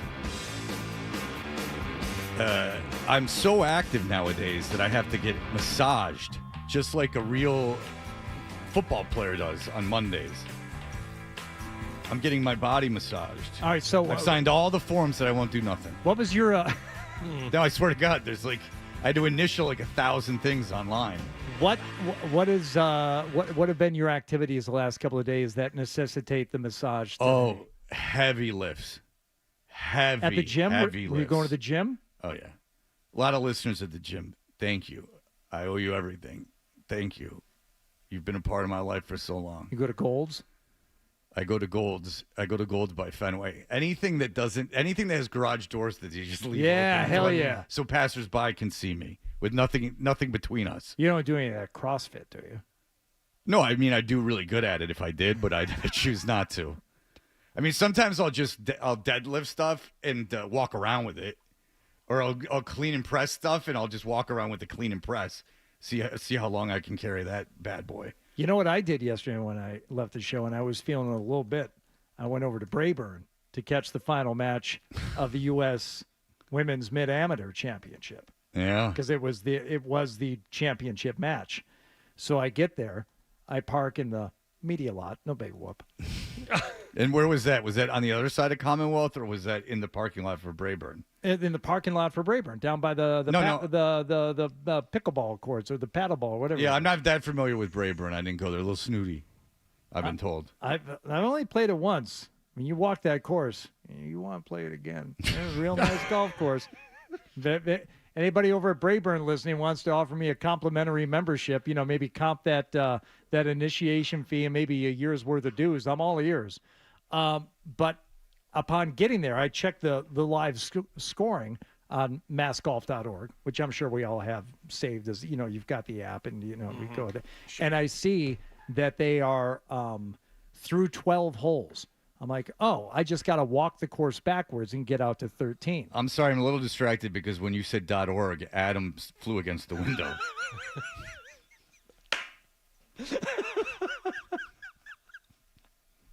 He got very excited. It's not the same type of fluttering that you'll see if you say .edu, because that also gets his juices going. Oh, .gov. Or .gov. Then he knows it's really free. But .org, oh, that's good stuff. That's good stuff. That means that they passed the eye test. So I walk up past the clubhouse. I walk down 18, not a short hole. I walk up a big hill, 17, 16, 15. This is a long golf course. Oh, boy, wide fairways. Oh, my God. I get all the way out. I make it out there by the time they finish the 13th hole. So I get to see them tee off on 14, hit their approaches, and guess where the match ended? On the 14th green. So I walk. I'm not kidding you. It probably took me 30 minutes to walk out there because I wasn't sure where I was going. No. Walking briskly, mind you, but still got all the way out there, watched one hole of the competition, and it was over, and then walked all the way back. Why didn't you just follow the gallery? How could it have been hard to find? Because they were already all out there watching the match, Fred. But didn't you hear the murmur? Oh, no, not for a USGA sanctioned event. They're very respectful. They but they there's don't start whooping and hollering. No, a murmur, like while they were waiting for them to set up, like. Well, that's how I found it eventually, but that was quite a ways away. The smell of pimento and cheese sandwiches didn't guide you to the right hole? Wrong tournament, ding dong. And you know it. How many people would you say were in the gallery? Dozens. For real? Ooh, yeah. If you had to put a number before the dozens. 100 people. There was 100 people? Yeah. How many friends and family among those 100? I mean, other than no, I mean there were people there watching. Under the age of 60. Half. Do you have your hands in your pockets kicking the grass while you moseyed around looking for a familiar face? But I worked up a bit of a sweat because it was just warming up yesterday, so I was standing there with my arms folded. Sure. And then I started feeling like chest sweat where my arms were. I had to uncross my arms, and I was just standing there You do.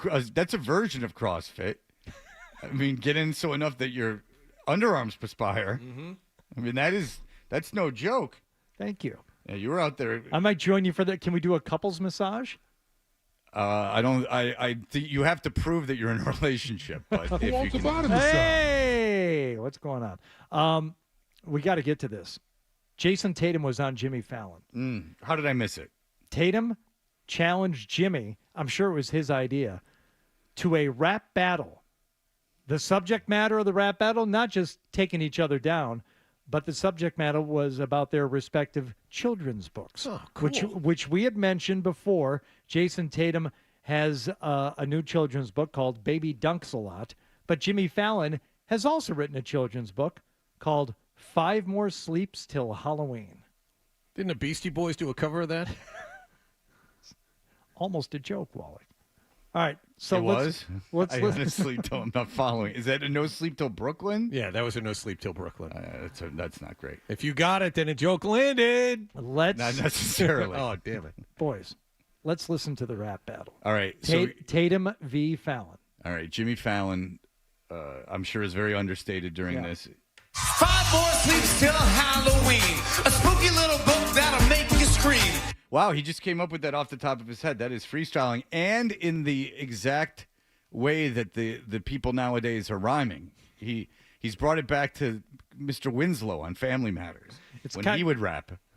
It's kind of got a one lone B-S-T-I-B type of rhyme pattern. No one to accused anyone except for MCA in that group of knowing how to rap. Now, listen, did Jimmy Fallon put on sunglasses to show that he was rapping in the way that sitcom dads do? No. Okay. I'm looking at a still photo of it right now. There appears because if you're watching a show from the '80s and the father puts on sunglasses, that means he's rapping. He's about to rap. Yeah. That's how he lets you know. Like, these make me at the time African American. Sure, because the sunglasses. It was a novelty at the time to see a white person rap. Culture vulture. 5 more sleeps till Halloween. A spooky little book that'll make you scream. Once you read it, you'll be like, wow, it's the best book out in the stores right now. It's Jason Tatum, everybody. Jason Tatum. Okay, now why did we listen? Why did he do that? It promoted his book, sure, but the audience gained nothing from that. He did a very, very poor, quick advertisement for his book. They're entertaining, Fred. They're just entertaining the audience. Look into it. The Roots challenge might serve you well. You can't do I don't that. think to the start Roots are still entertaining the band. audience as opposed to just serving yourself and your own interests. I think that when they meet for these shows, and I can almost guarantee it, they're like, our audience is so effing dumb. They're so dumb. And like they'll go, I have this idea, and they go, no. You're talking to a real moron. Dumber. Like, dumb it down. dumber. But it's already so dumb. Dumb it down! It's, in fact, that's in front of all the urinals. Dumb it down. Like, it's like what they touch, like Notre Dame. But when they come out of the locker room, it just says, dumb it down. Yeah, it also sounds a little bit like Eazy-E and Dope Man. No one accused Eazy-E of being a good rapper at any point either.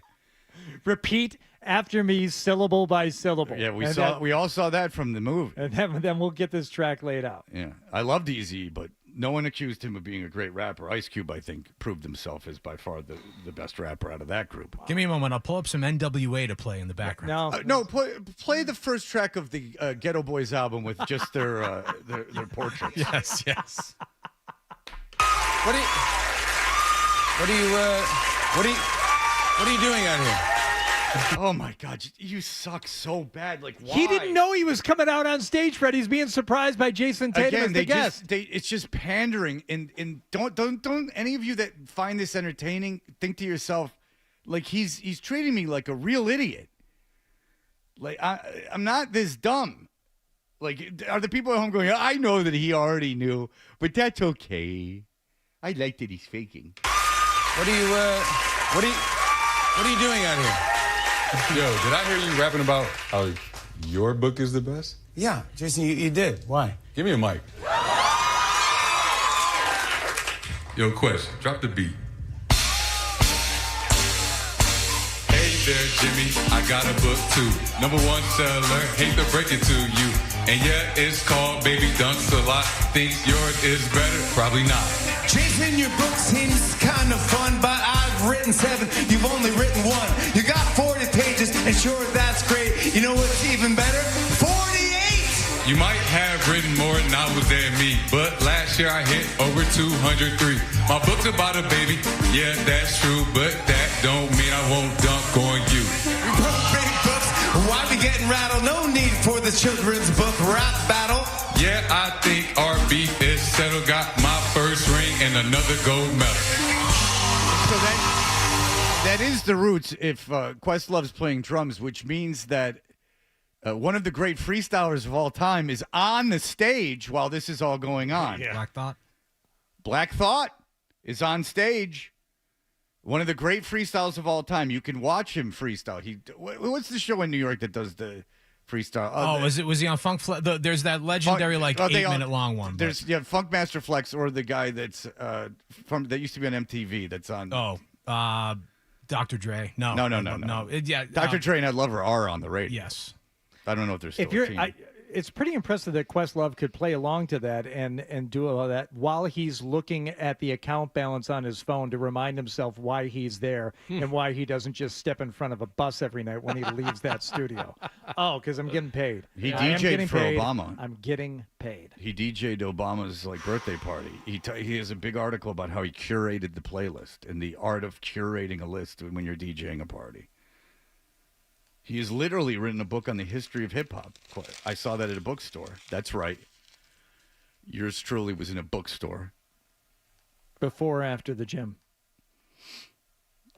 Well, the gym is my church, my sanctuary. So probably after. I'm a nice Exercise in the brain muscle.